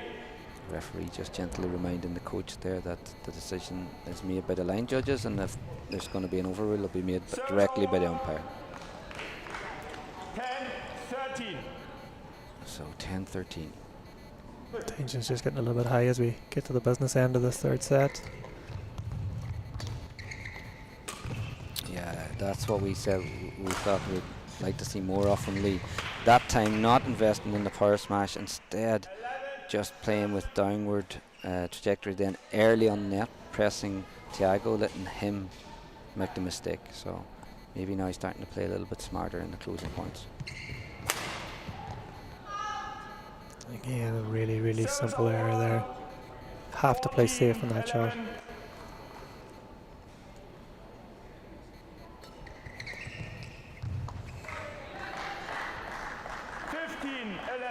Good pace on the serve from Tiago that time. The indecisive, you'd have to say, when it came at him across his body with speed. Again, you see the speed on the serve, but a high risk shot from Lee. Oh, what a spin. Yeah, this time just a bit safer. Got his reward. Good press on the net, racket ready, and then intercept the next one. I think credit to Tiago here as well, though. He's finding the back line, he's making Lee, you know, his attacks are from deeper, so it adds more pressure to get a quality attack, just like here, and he can counter.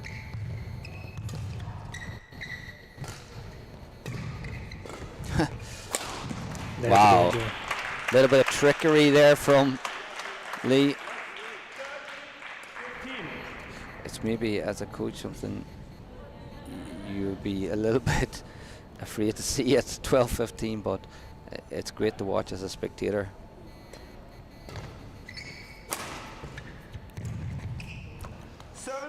Extremely soft one up. Yeah, he needs to a little bit more simple decisions in his game. Tiago really consistent. Not as much flair as Lee, but you'd have to say he plays at a high speed, he moves the shuttle well, and I think the main one that you pointed out is when he has been lifting in this closing game, it's been right to the back line. So anytime Lee's attacked, he has had to have a long distance of the court to follow up. Oh my god. Wow, what a net exchange. Just when it looked like Tiago had got it back in his favour, Lee gets another net cord. And that was crucial for him there, because you kind of feel the game is slipping a little bit away from him, but now back to 14-17. Wow, close one. Yeah, I think the line judge got that spot on at the back, just slightly wide.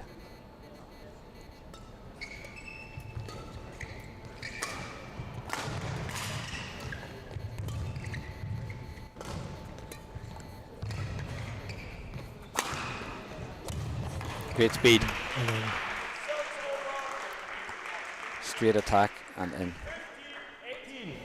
That's another one that, Sam, you would been asking for. Maybe he should just use that safer straight attack and then press, as opposed to trying to go for these full out cross smashes. Yeah, exactly. He needs the balance of both. That time they worked against him.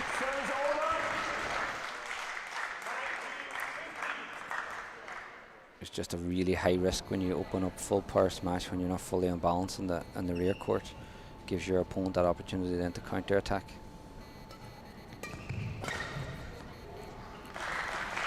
That's a perfect time.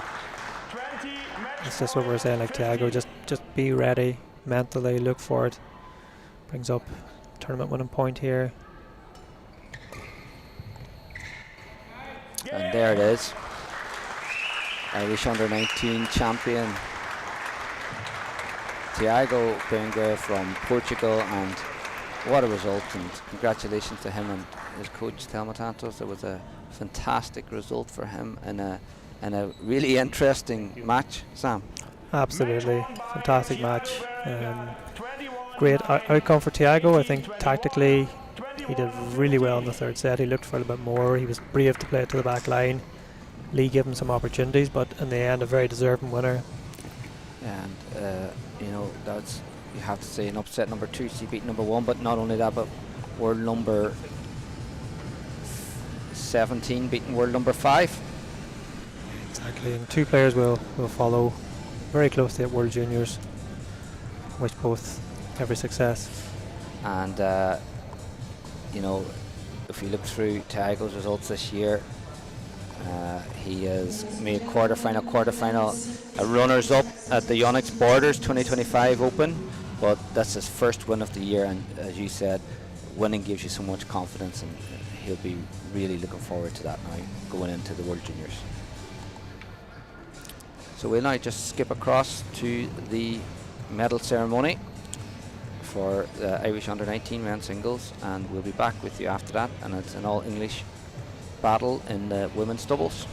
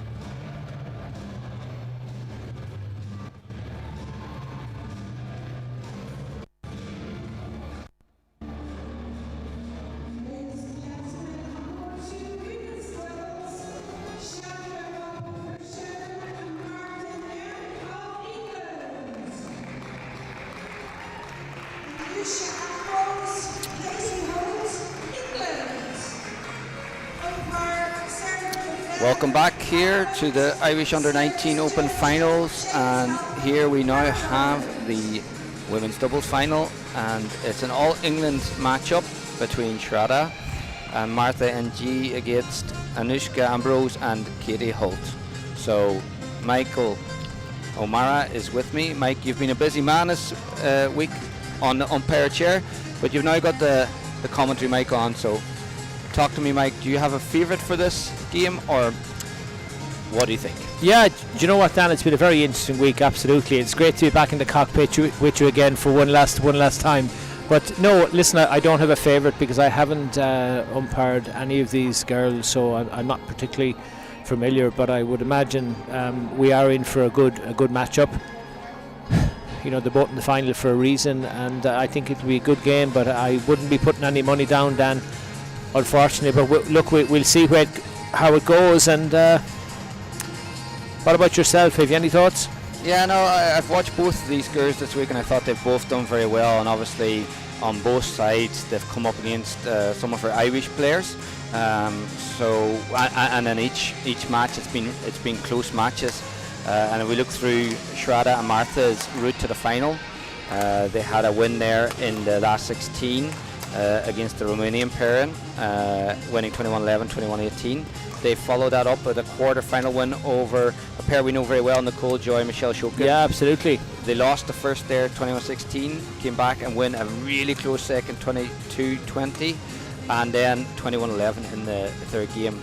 And then in today's semi-final, they looked really good, I felt, against the Spaniards. Yeah, absolutely. Barcala Garcia winning 21-10, 21-14. On the other end, we have Ambrose and Hoult, and again they had quite a interesting route all the way to the final. They beat the Germans in the opening round, Boos and Kruger 21-8, 21-18. They followed that up with a quarter-final win over the number 2 seeds, Sophie Chong and Anna Stewart, 21-16, 21-13.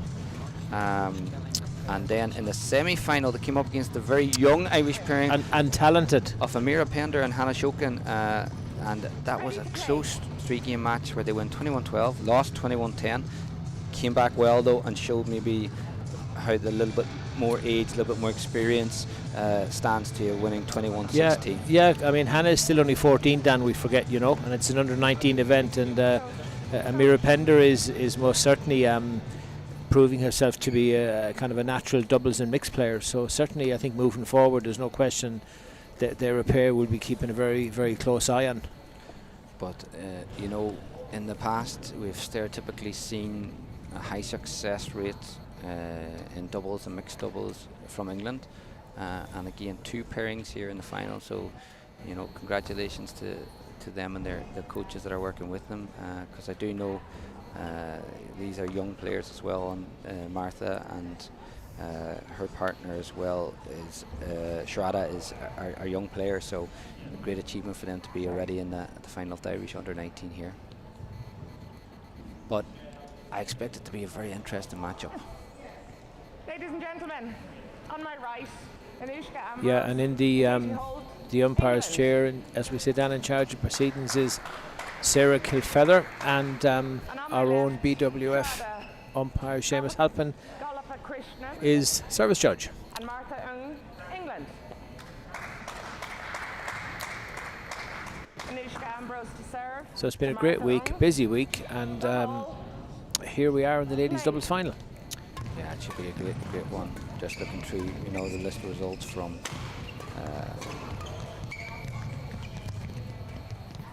the pairs. Yeah, great start there. You see Shraddha and her partner in the Yonex All Englands reaching the quarter-finals, semi-finals of the Cyprus Junior, and there's been some decent wins for these girls. So more probably experienced pairing, having played more of the under-19 events, but I've been impressed with all 4 girls earlier today in the semi-final, so I'm looking forward to seeing what way this plays out. Service over. 2-1.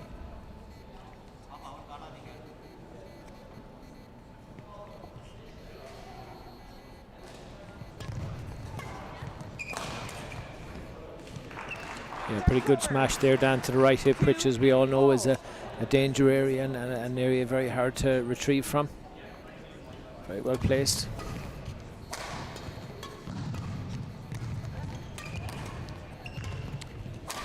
Certainly, Dan, the early signs here would be that Shraddha is particularly good at turning the shuttle, even when it's coming at pace. Yeah. And changing direction, which is, you know. That was good timing that you said that, because yeah, she just made the winner with exactly what you said. Shuttle that was coming at huge speed at her head, but just was able to guide it into the open space. So.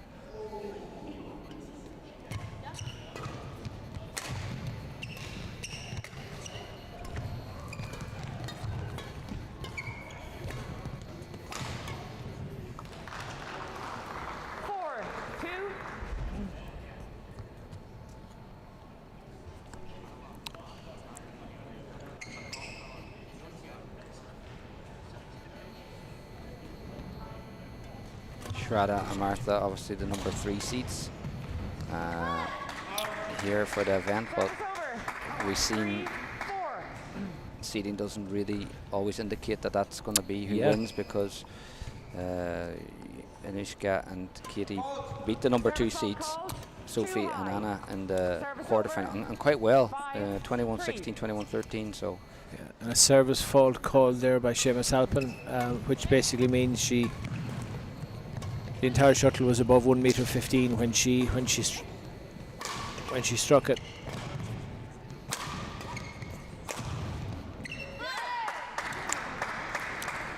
Big smash there, and it found its way right into the back tram. That can be a difficult smash to deal with, Mike, when it's coming a little bit higher, and you need to have your racket prepared and ready to actually almost try and drive that one back. Yeah, and it was also on the forehand side, Dan, so unless you've got a really strong forearm, you're going to struggle to put it cross court, you know. As we both know, it's a lot easier to defend in the backhand. So here we are, 5-all, very evenly balanced so far. Service over. 6-5. Martha on serve here. Great serve across the body, and then she followed that up really well. As you can see, she just targeted just across the body, encouraging her to play on her backhand, because she knew that it could only be a straight return, and then she pressed the net straight away afterwards. So that's quite clever how she's mixing her serve so far. Yeah, and a very good return of serve there from Holt. She's quite a tall girl, Dan, so she can take the serve earlier and just knock it down, which she did quite well there. Yeah, and I was impressed earlier today when I watched the semi-final with Katie Holt's returns. She's very aggressive on the return, but then equally she can do just that little nice soft tuck ones. return. Yeah. Well, you got to be able to do both, otherwise it becomes very predictable, you know. So 7-8.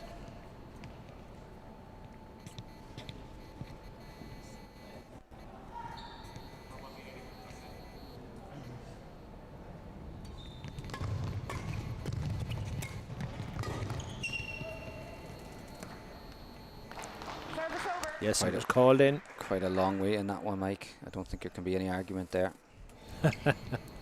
9-7.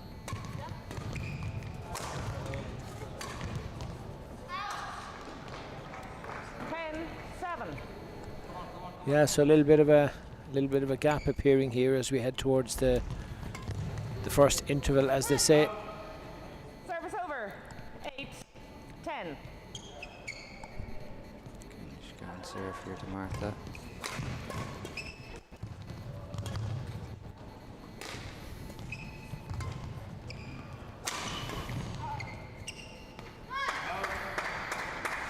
Been a lot of what you would say cheap points so far, Mike. Yeah, and it's funny, one of the things that struck me, Dan, because I've umpired a lot of matches during the week, and the one thing that struck me was the amount of shuttles that are, if there was one piece of advice I would give the players, would be hit towards the middle, because the amount of shuttles I've seen inexplicably blazed out the side when there's no need to be even hitting it out there was you know, there was quite a few. If that's the one piece of advice I would give, that would be it. Yeah, and for me, the one piece of advice, and I talked a little bit with some of our girls after the game, was moving the shuttle on defense, especially in a hall that's playing quite fast, that there's way less risk of when you're lifting cross and then making your opponent having to move while smashing. Yeah. Sometimes we've seen today a lot of the lifts have been too straight or too central, Yeah. as opposed to moving it and then being able to counter and move up the. It's funny you court. say that, because I service judged or umpired and we'll see them in the next match, the Portuguese boys, and they were at every opportunity looking to be deceptive on the lift to make it look like they were going straight and actually maybe cut it cross court, or rather than just lifting straight. And I thought they did it quite well, so we'll probably see that again in the next game. But yeah, you're absolutely right. I mean, when you're on defence, you have to try and get the attack, and you're not going to get it by just continually just lifting straight and predictable. Yeah, and not giving them easy lifts, you know what I mean, where they can just stand and hit. Put them out of position. Yeah, and that'll set up that opportunity to counter-attack, especially in an arena-type badminton. You get more points from actually the counter-attack as opposed to you using a full-out attack. Yeah. Well, certainly, I mean, a hall like this, Dan, it's more difficult to put it on the floor than maybe other 2 or 3 or 4 court halls, so you're absolutely right there. Nice push to the side there, the traditional half-court push. Good change of pace there from Martha just to take it out. And again, Dan, hit out the side. Yeah, Shredder wasn't under any real pressure there, you would say, Mike, and just to clear it out like that's just a very cheap one. 13-11. I think Martha was a little bit unlucky there. You see, she actually had set up quite well for the flat return, but it's just the quality of the first shot, making sure it's below level net. Yeah, good That's a power. good hit. 14-11. Yeah, whereas in the match against Hannah and Amira we watched earlier, she generates a lot of power, Katie Holt. But there's another shot out the side, Dan, And just like that, what was so evenly balanced in the mid-game interval, suddenly they've got that 4-point lead. Yeah.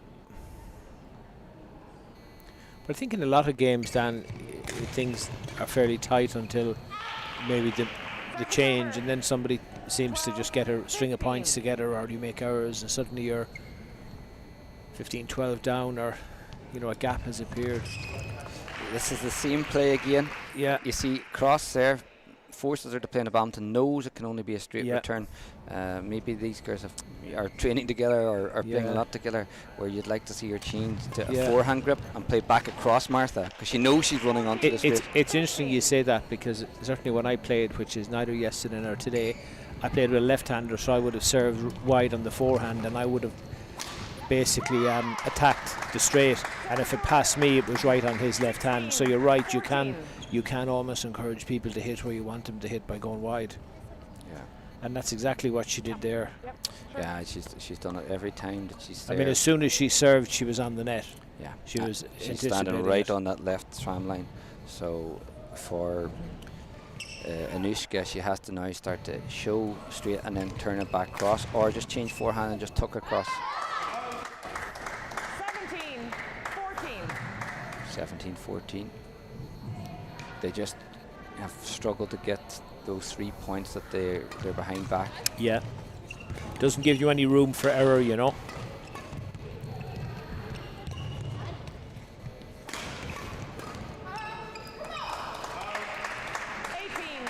And that momentum in doubles, if you can get that 2 point or 3 point in a row, it makes a huge difference. Something that we used to do a lot in training was games where you play to 11 points, but if you score 3 points in a row within that set, you actually win the set. Yeah. So just conditioned games, I think they call it, Dan, which is conditioned excellent. games, but highlighting the importance of what 3 points can do, because we can see here it's almost been impossible for the girls who are so even in level to close that 3 points back again. And it just came from that one small lack of concentration from the mid-game interval. 18. Next point, Dan, will be quite a big one here. It's either 19-16 or 17-18. Good serve from Shraddha. They Very good net shot. Both be targeting the same cross-body serve and then rush the net. There we are. Closed it down to a 2-point gap, now a 1-point gap. Yeah, Katie Holt just using a bit of experience there, slowing her down, making her think about her serve. Again, cross-body serve, and rather than change her grip and use her thumb, she tried to use the forehand. Interesting you say that, Dan, but you say using her experience to slow it down. If she had been any longer, she could have been faulted for it, for undue delay, which, you know, you have to be ready.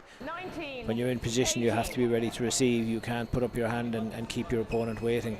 And just like that now, after a good run of serves, Shraddha and Martha have the lead. That time she did adjust her grip. You see that, Mike? Yeah. And made a good return. Good interception from Anushka and a great finish. And suddenly it's 19 all.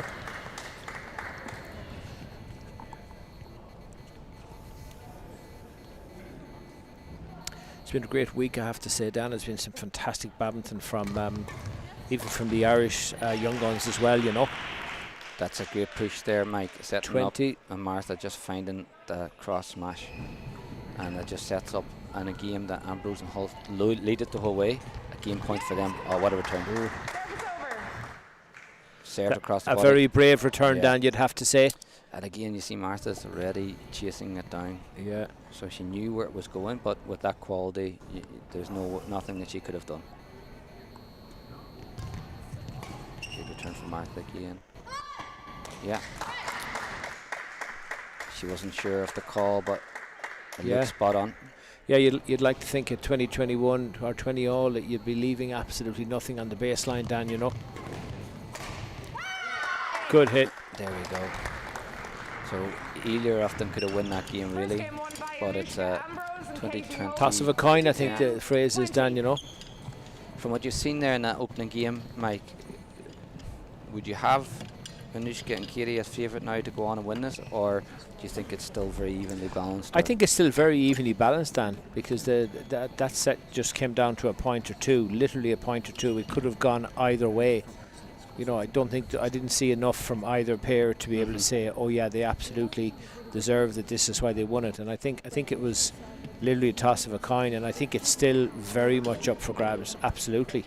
What would you think? Yeah, like there's some real clear patterns in the way they're serving, and you can see that they have actually, they know what they're targeting and where they're going to get their points.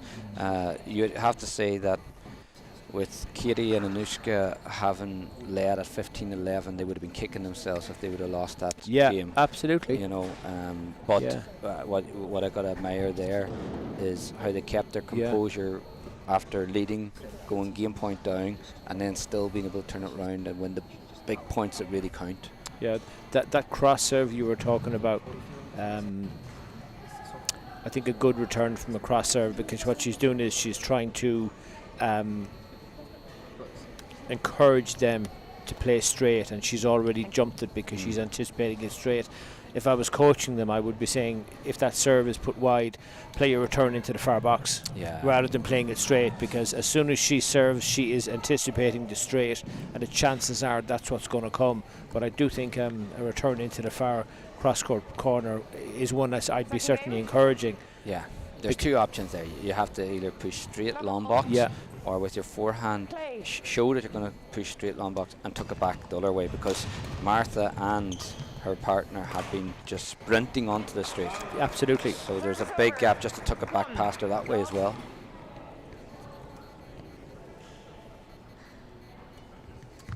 So Dan, you must be particularly excited by the performance of our number of doubles pairs in this, the likes of Fionn Dowling and Senator O'Rourke, who were fantastic yesterday, and even again today, played really well, and also our young girls.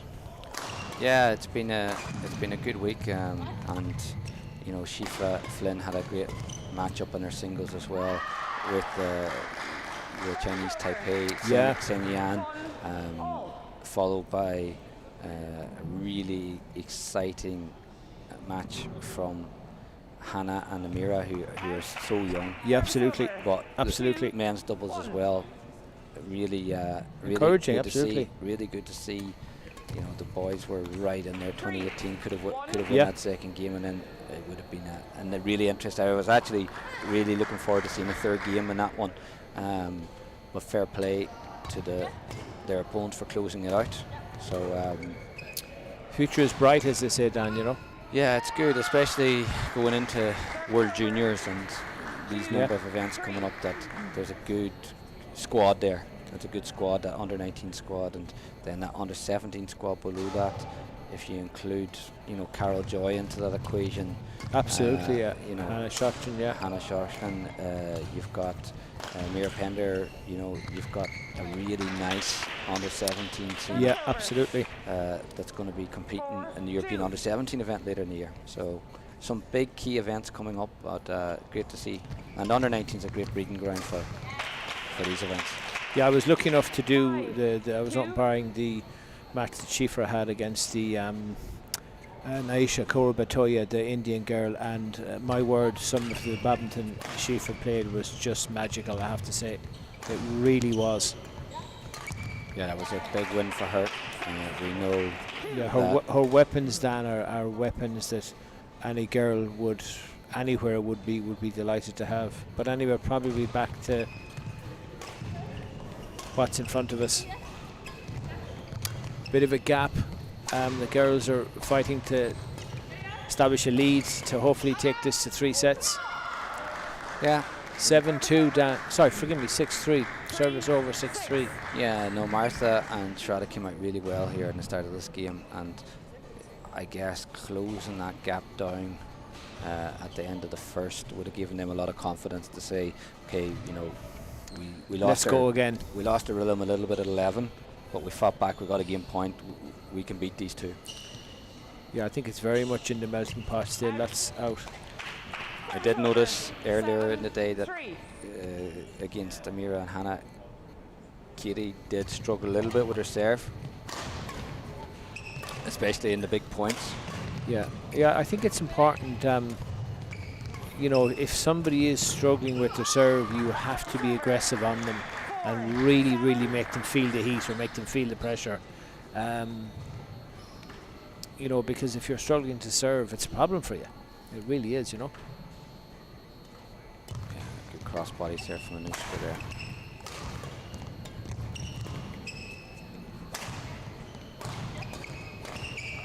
Yeah, this is one thing though that I also noticed Kitty did very well. She's looking always at the front to make an interception. And she certainly has the reach, Dan. Yeah. She certainly has the reach.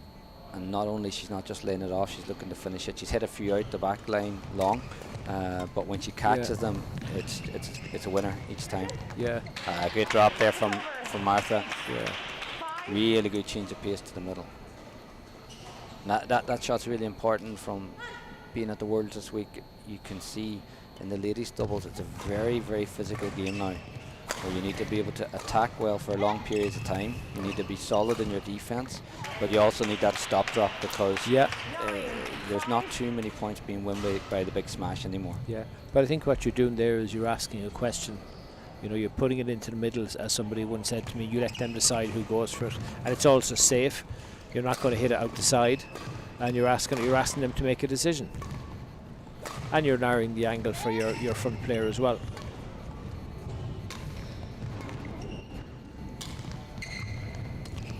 Yeah, good change of pace there. Really, really good move onto the net from Anushka. She just chopped onto the tape and was quite brave, and was good because she needed to do something there to change the momentum of that rally.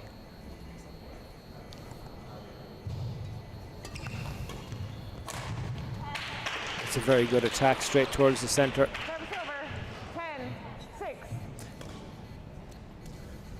So one thing I would be encouraging the younger players to do is hit more towards the centre. I'm not saying hit everything to the centre, because I think if you're hitting towards the centre, then you can pick one surprise cross court when maybe they're not expecting it. But I certainly would be encouraging more towards the middle.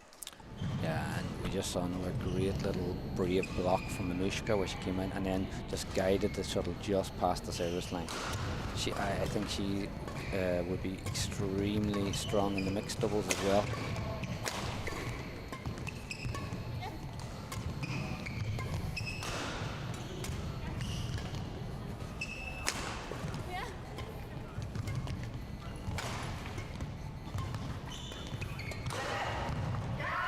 Good rally and good call. She's just popped it out, unfortunately.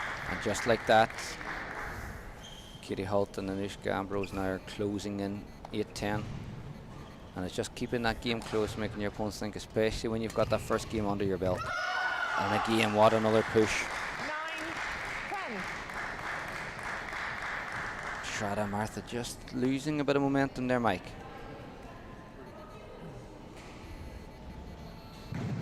(9-10). Good wide serve. Good lift. That's that central attack, Mike, that you were hoping for. Yeah.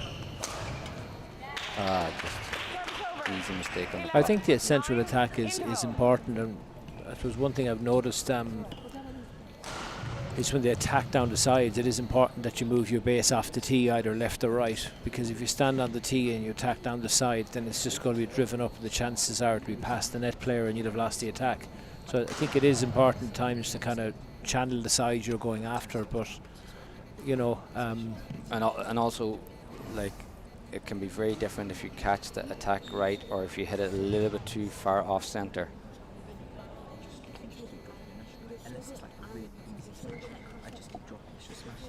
20 seconds. 20 seconds. Coaches.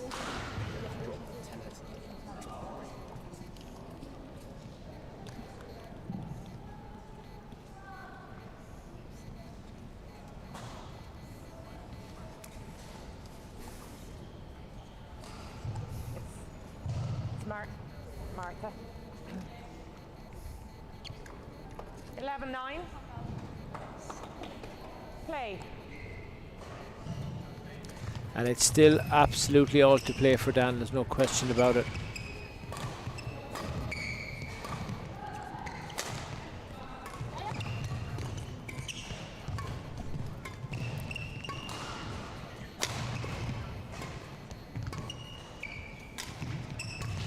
Really dangerous cross net drop from Martha. It's interesting because, you know, at this age, Mike, a lot of these girls are playing both singles and doubles, so you can see a few of those single shots creeping into their doubles, but it opens up their court a lot. And I've noticed Martha plays a lot of cross shots, which is quite dangerous. Yeah, and it's not an easy skill, is to be able to turn the shuttle cross court, particularly if it's coming at you with pace, you know. I have to say, I can really feel a real change in momentum here with Katie and Anushka really pushing on, starting to get on top of the girls. And in our semi-final match earlier, I thought Katie was really good too. Once she starts to take over the court and starts to take control, Particularly the forecourt. yeah, it makes a big difference. Yeah, absolutely. Well, she's got the height and the range to do it, Dan, you know. And Anushka just guiding the shuttle in from behind her. Oh, Look like lucky. that's a great move from her. Again, a good setup by Anushka and a good move by Katie HOULT, but just unfortunate not to get the winner. So 10-12 here.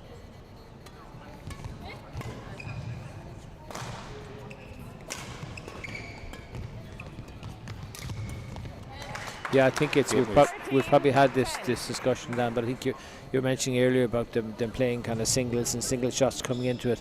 I think we both agree it's important that at this age they should really all be playing singles as well as their doubles are mixed, because it's possibly even too early to specialise. But plus they get the kind of the agility and mobility from playing singles, but they pick up the doubles and mixed kind of forecourt skills as well, which is very important. Yeah, the physicality needed now for world-class women's doubles. It's phenomenal. It's unbelievable, yeah. And that's she's just put it long. It was a very good attack, Dan, but just put it slightly long. And Katie and Anushka really needed that change of momentum, because I think they lost 3-4 points in a row there.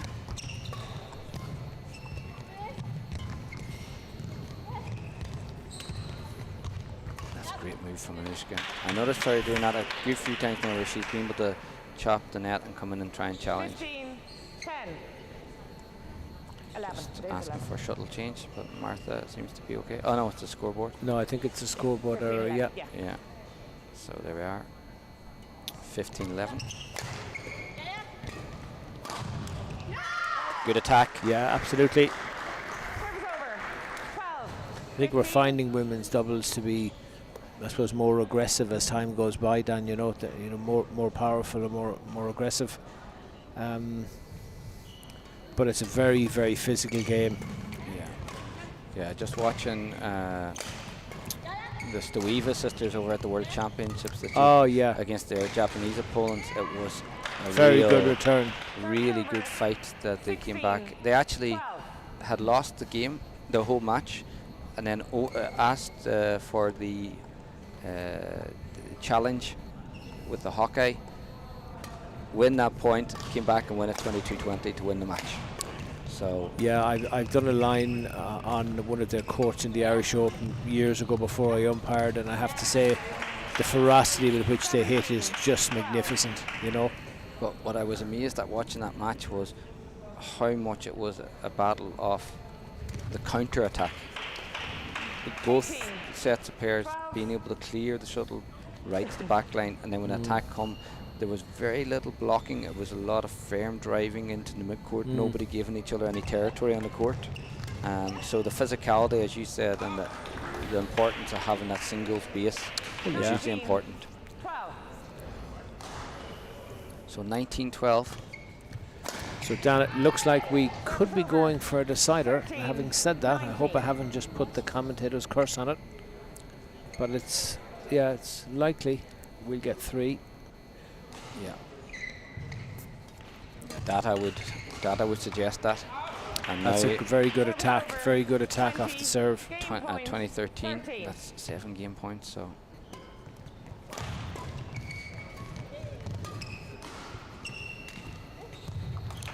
And here we are. We're into a deciding game. Second game won by GOPALAKRISHNAN and Martha in 21-13. 1 game all. So I'm going to put you on the spot here, Mike. Call me a winner. I suppose from doing commentary with you, Dan, and from talking to you, which you and I regularly do about the sport, one thing you're a big believer in is the goal momentum.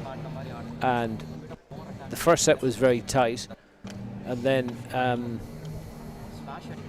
GOPALAKRISHNAN and Ung came back 21-13. So I think I will go with them purely on the. I don't think there's a lot in it. I really don't. But I think momentum is going to be important.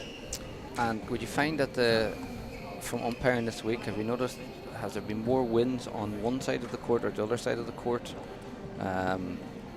It seems to be, Sam had mentioned it in the singles, that he felt that the side closest to us, where HOULT and AMBROSE are on now, would favour Thiago, and both times he win on that end of the court. He win the first game and then started really well in the deciding game.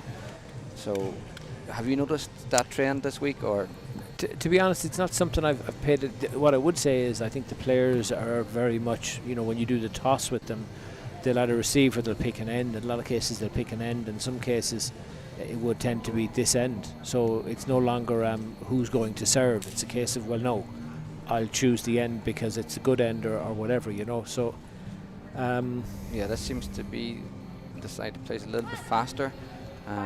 So maybe it's just that extra help with the attack, but we'll see if it has anything to play here in the start of this game. So I'm going with momentum for the girls who won the second to carry it through. But that's just one man's opinion, Dan. That's just one man's opinion. We'll see. But I think when you have momentum, it can be, it's very much in your favour, Yeah. And if you don't have it, to try and get it. Yeah, I think, thinking back to when I did my BWF level 3 course, there was a stat on how many matches was won after they had won the second game, and it was something like 75% of matches have been won by the person who's won the second game. So so what we have there, Dan, now is we have a 3-love. Momentum is so important. Really good serve. Yeah, really tight serving now. Yeah, very good attack. Shrada dominating that net. Really dominating that net. seems to be very confident in their serve and seems to be finding the third shot really well here. Yeah, it is something that is so important, and I know it sounds like, well, that's obvious, but being able to serve well and go through a run of 5 or 6 good short serves will win you points. We talk about free points, and you know, if you serve well. So now 5 in a row. And there's just another needless one out the side, Dan. At this stage, they need to be making sure they get the shuttle in play and get in the rally. I kind of saw this exact same trend in the semi-final. Do you remember after Amira and Hannah had lost the first game, they got 6 or 7 points in a row at the start of the second game. And interestingly enough, the momentum changed again in the decider, but it might be something that their coaches might want to think about working with them on, is them recognizing I've lost 2 points, 3 points. How do I change it? How do I switch it up? Yeah, I think the obvious answer to that, Dan, is you got to make sure you get the shuttle in play. Yeah. You know, if you can't get it in play, then you know you're in trouble. And I spoke with Sam earlier. One of the interesting sessions that I listened to at the World Coaches Conference was from Alistair McCaw, who's worked with a number of elite athletes in terms of racket sports. But he said with the racket sports, he said the most common trend of people that were successful were the guys that could do the 2 Fs. And that was forget and focus. Yeah. So it's okay to make a mistake. Yeah. But how quick can you forget about it and then focus again? And it's very easy to dwell on our points when we start losing 2, 3 in a row, but the best players seem to be able to forget about it quicker and move on. Well, I said to somebody recently, what's the difference between a good player and a great player? They started talking shots to me, and I said no. I said the difference between a good player and a great player is a good player, if they go through a bad period, hit some bad shots, their head goes down.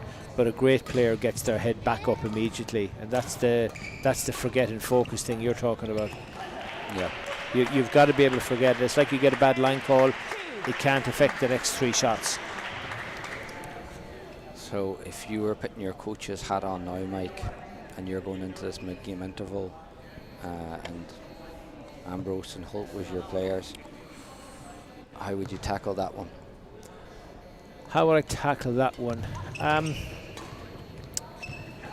I suppose I would be keeping it pretty simple with them, and I would be saying, look, you know, make sure you get your serves in play and be aggressive when they're serving to you, and get the returns. In this particular case, I would say put your returns down the centre, mainly because you're getting them in play, and I would probably direct them towards hitting more towards the middle, because they don't have any scope to make any more errors. If they make any unforced errors, this game is gone. So I mean, for me, it would be about, you know, getting on top of the serves, serving well themselves, and just trying to hit towards the centre, purely from a damage limitation perspective. Yeah, absolutely. And they just got to set themselves now a few micro goals, like first of all get to 5, try and get to 8, just try and get back into the games and accept that, okay, I may or may not win this game, but at least I can hit my micro goals that I set for myself. And funnily enough, then, if you can keep hitting those, suddenly with a bit of pressure, it can change the game and the momentum can change. But they certainly need to try and give themselves. It needs to happen now, Dan. Exactly. If I was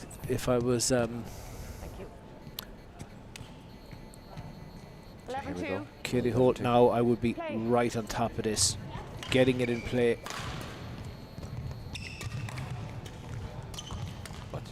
It's a very good attack. Very good attack, Dan. You have to say, she has been all over this net in this third game. She's served well, she's been aggressive going forward, and then Martha has worked so hard from behind her. So it's going to take, on the other end, the girl stepping. That's another one out the back. You know, Dan, her good serving is causing so many problems at the far end. They're making a lot of mistakes. There Katie Holt did something that you had asked, just get it over and into play, but again in a simple error. It's just the really, really good serving, Dan, is causing problems. I've always said good serving wins matches, you know, and that's what's happening here. I mean, we had momentum, which I spoke about when you put me on the spot, but since then, the serving from this end has been really, really good. Right, 16-2.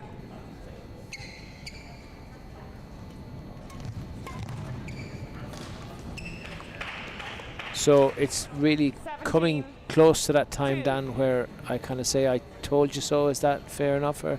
Yeah, no, I asked you to make a call, Mike. And you put me on the spot, Dan. You put me on the spot. You got this one right, for sure. And not sure what the query is there. Oh, she's... You know what, Dan, yeah. You know what, it did occur to me earlier. She did seem to have something earlier. Yeah. That she was limping or bending over or something, and she's obviously conceded. So an unfortunate end to what was a very good opening 2 games, and I think the end was inevitable anyway, Dan. Yeah, you know. maybe too much to ask at 17-2 that she could come back from that. Well played. Sorry.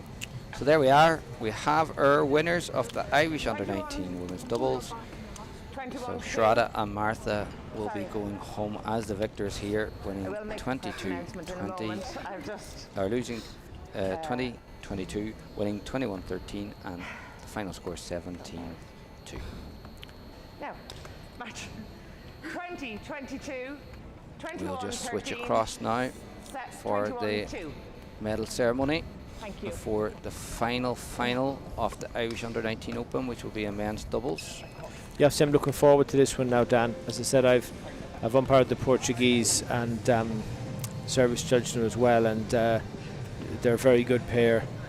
Thiago going for the double after winning the singles earlier. Quite impressive that he can go all the way through 2 events and make the final of both.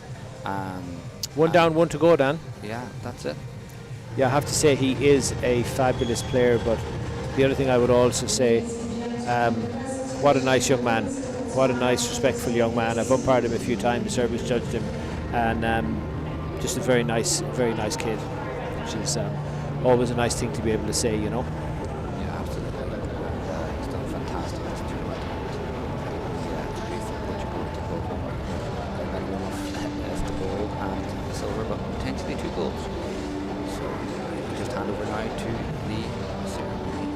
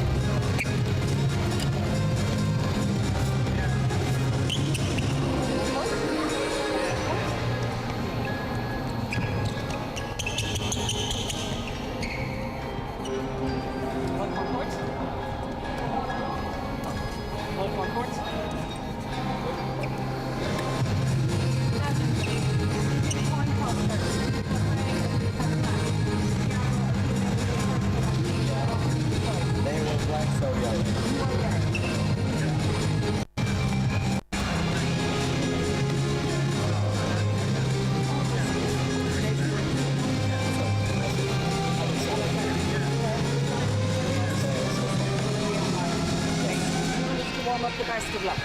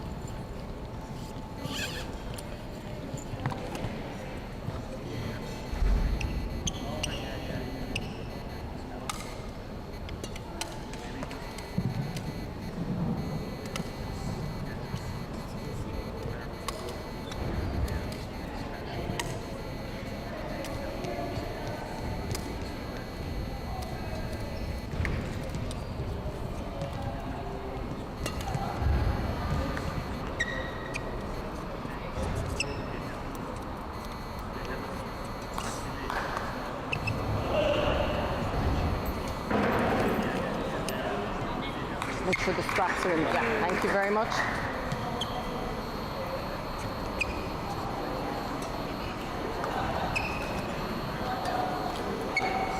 And just that one, please, take for Alessandro, the strap. Thank you.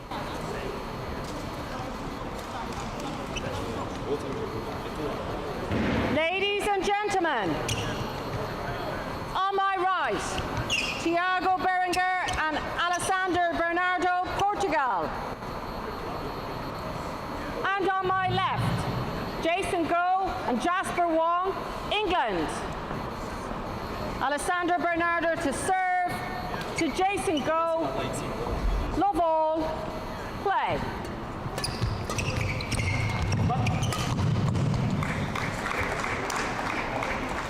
One, love.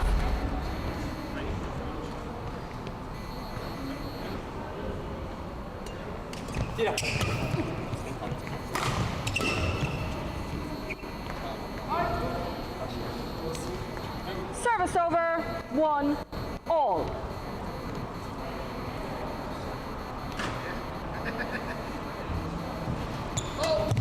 Service fault called too high. Service over, 2-1.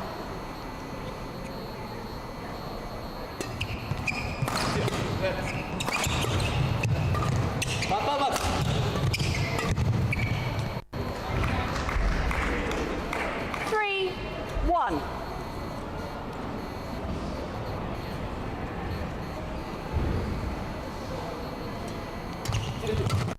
Fault. 4-1.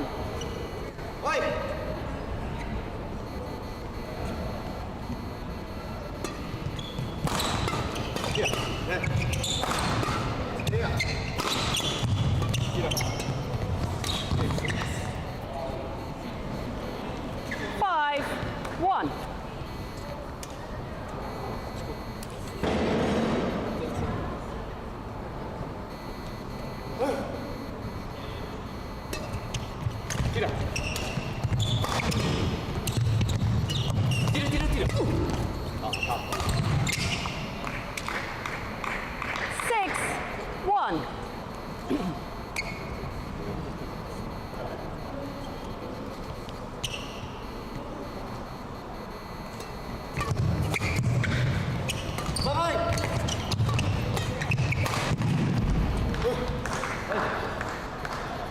Service over.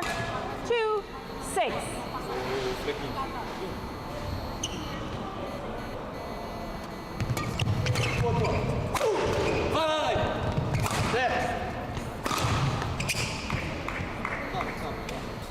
Service over. 7-2.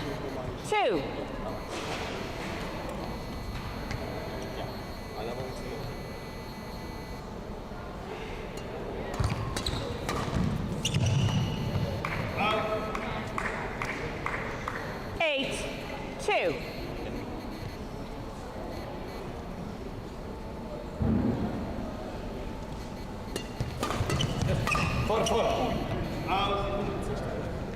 Nine, 2.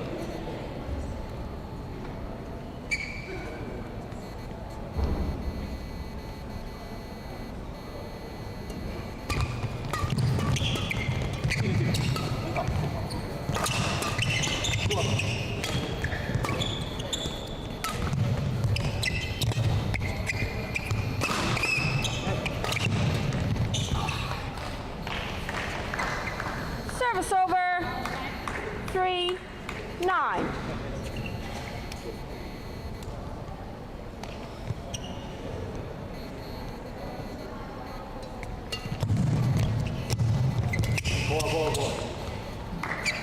Service over. 10-3.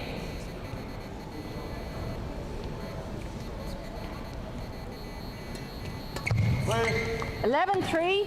Interval.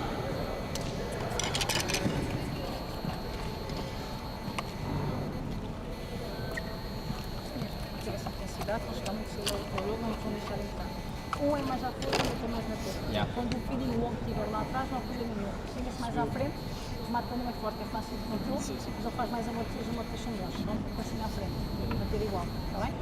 Quando ele pôs ao volante, na resposta ao serviço, quando está no lado de impacto, quando ele pôs ao volante, podem voltar a cruzar, porque ele vem logo para aqui, porque o espaço está todo aberto, estão os dois deste lado. E se estiverem confortáveis, cruzam. 20 seconds. 20 seconds.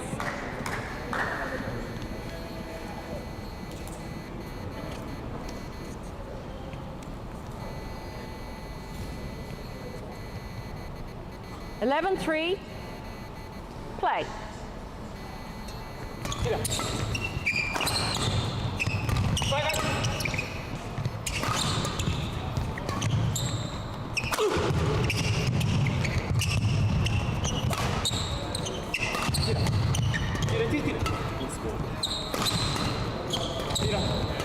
Não, não.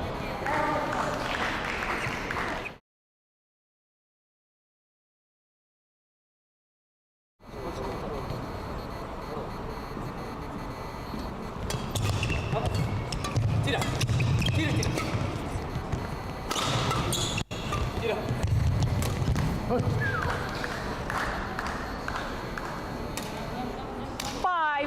5-11.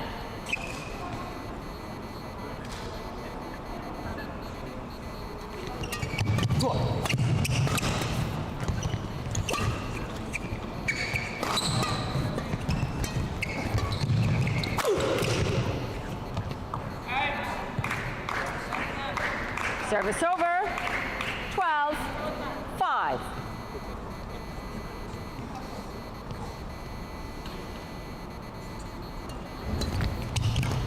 Out. 13-5.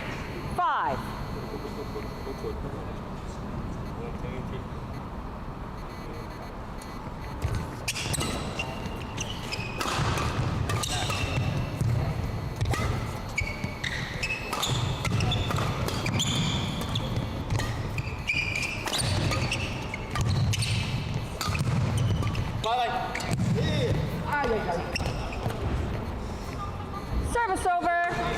6-13.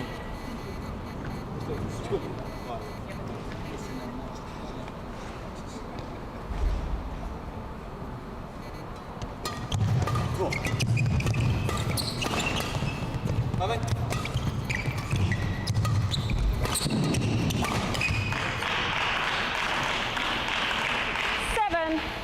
7-13.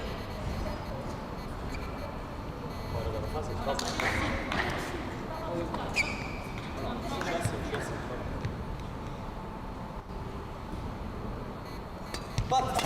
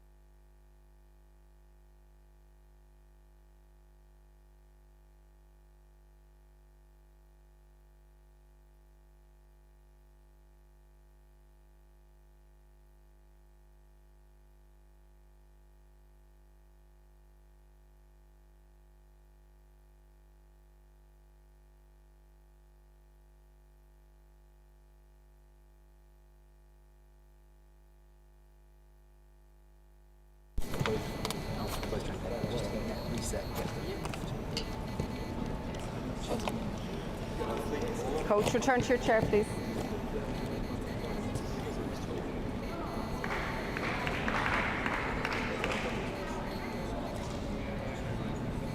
It's you, yeah. 11-6. Play.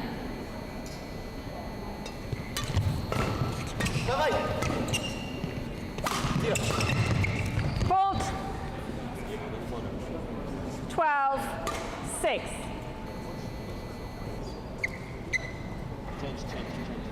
Yeah.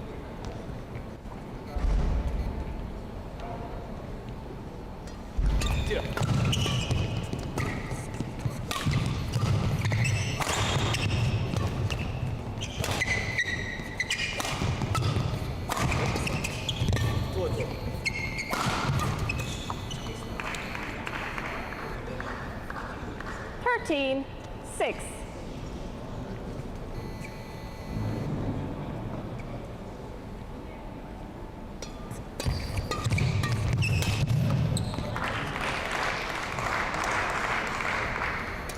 Fourteen, 6.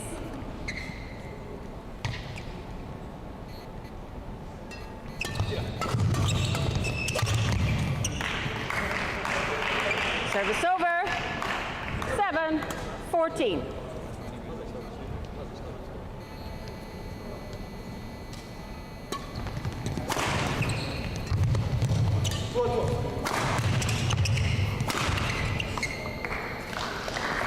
Service over. 15-7.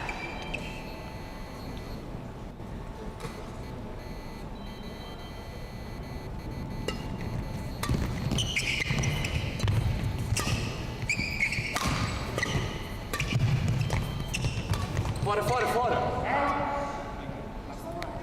16-7.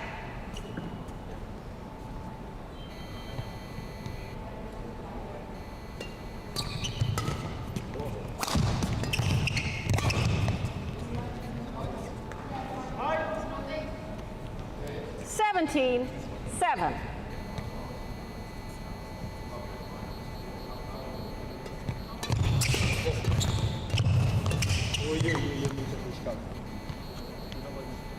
Eighteen, 7.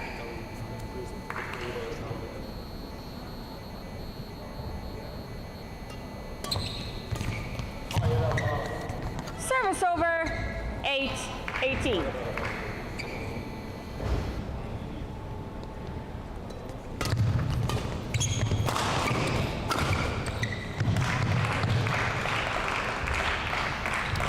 Service over.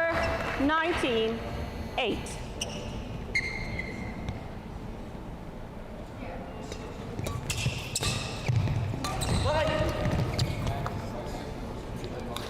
Service over.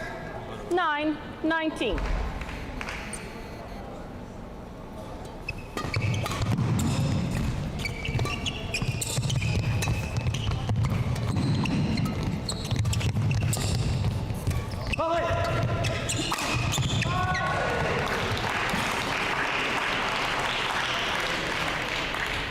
Ten, 19.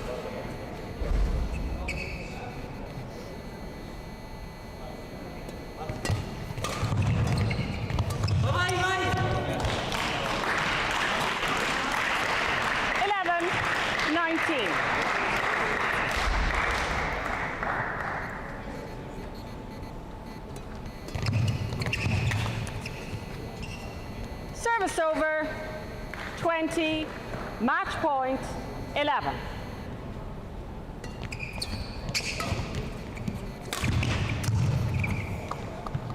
Service over. 12-20.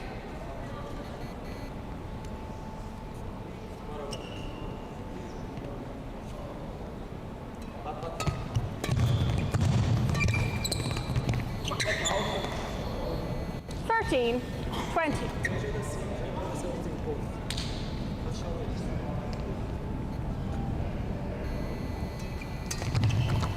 Game.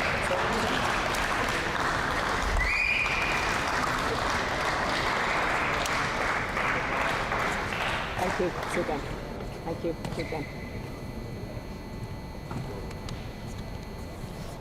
Thank you. Well, Okay. Thank you. Okay. Match won by Tiago Berenger and Alessandro Bernardo, 21-13, 21-13.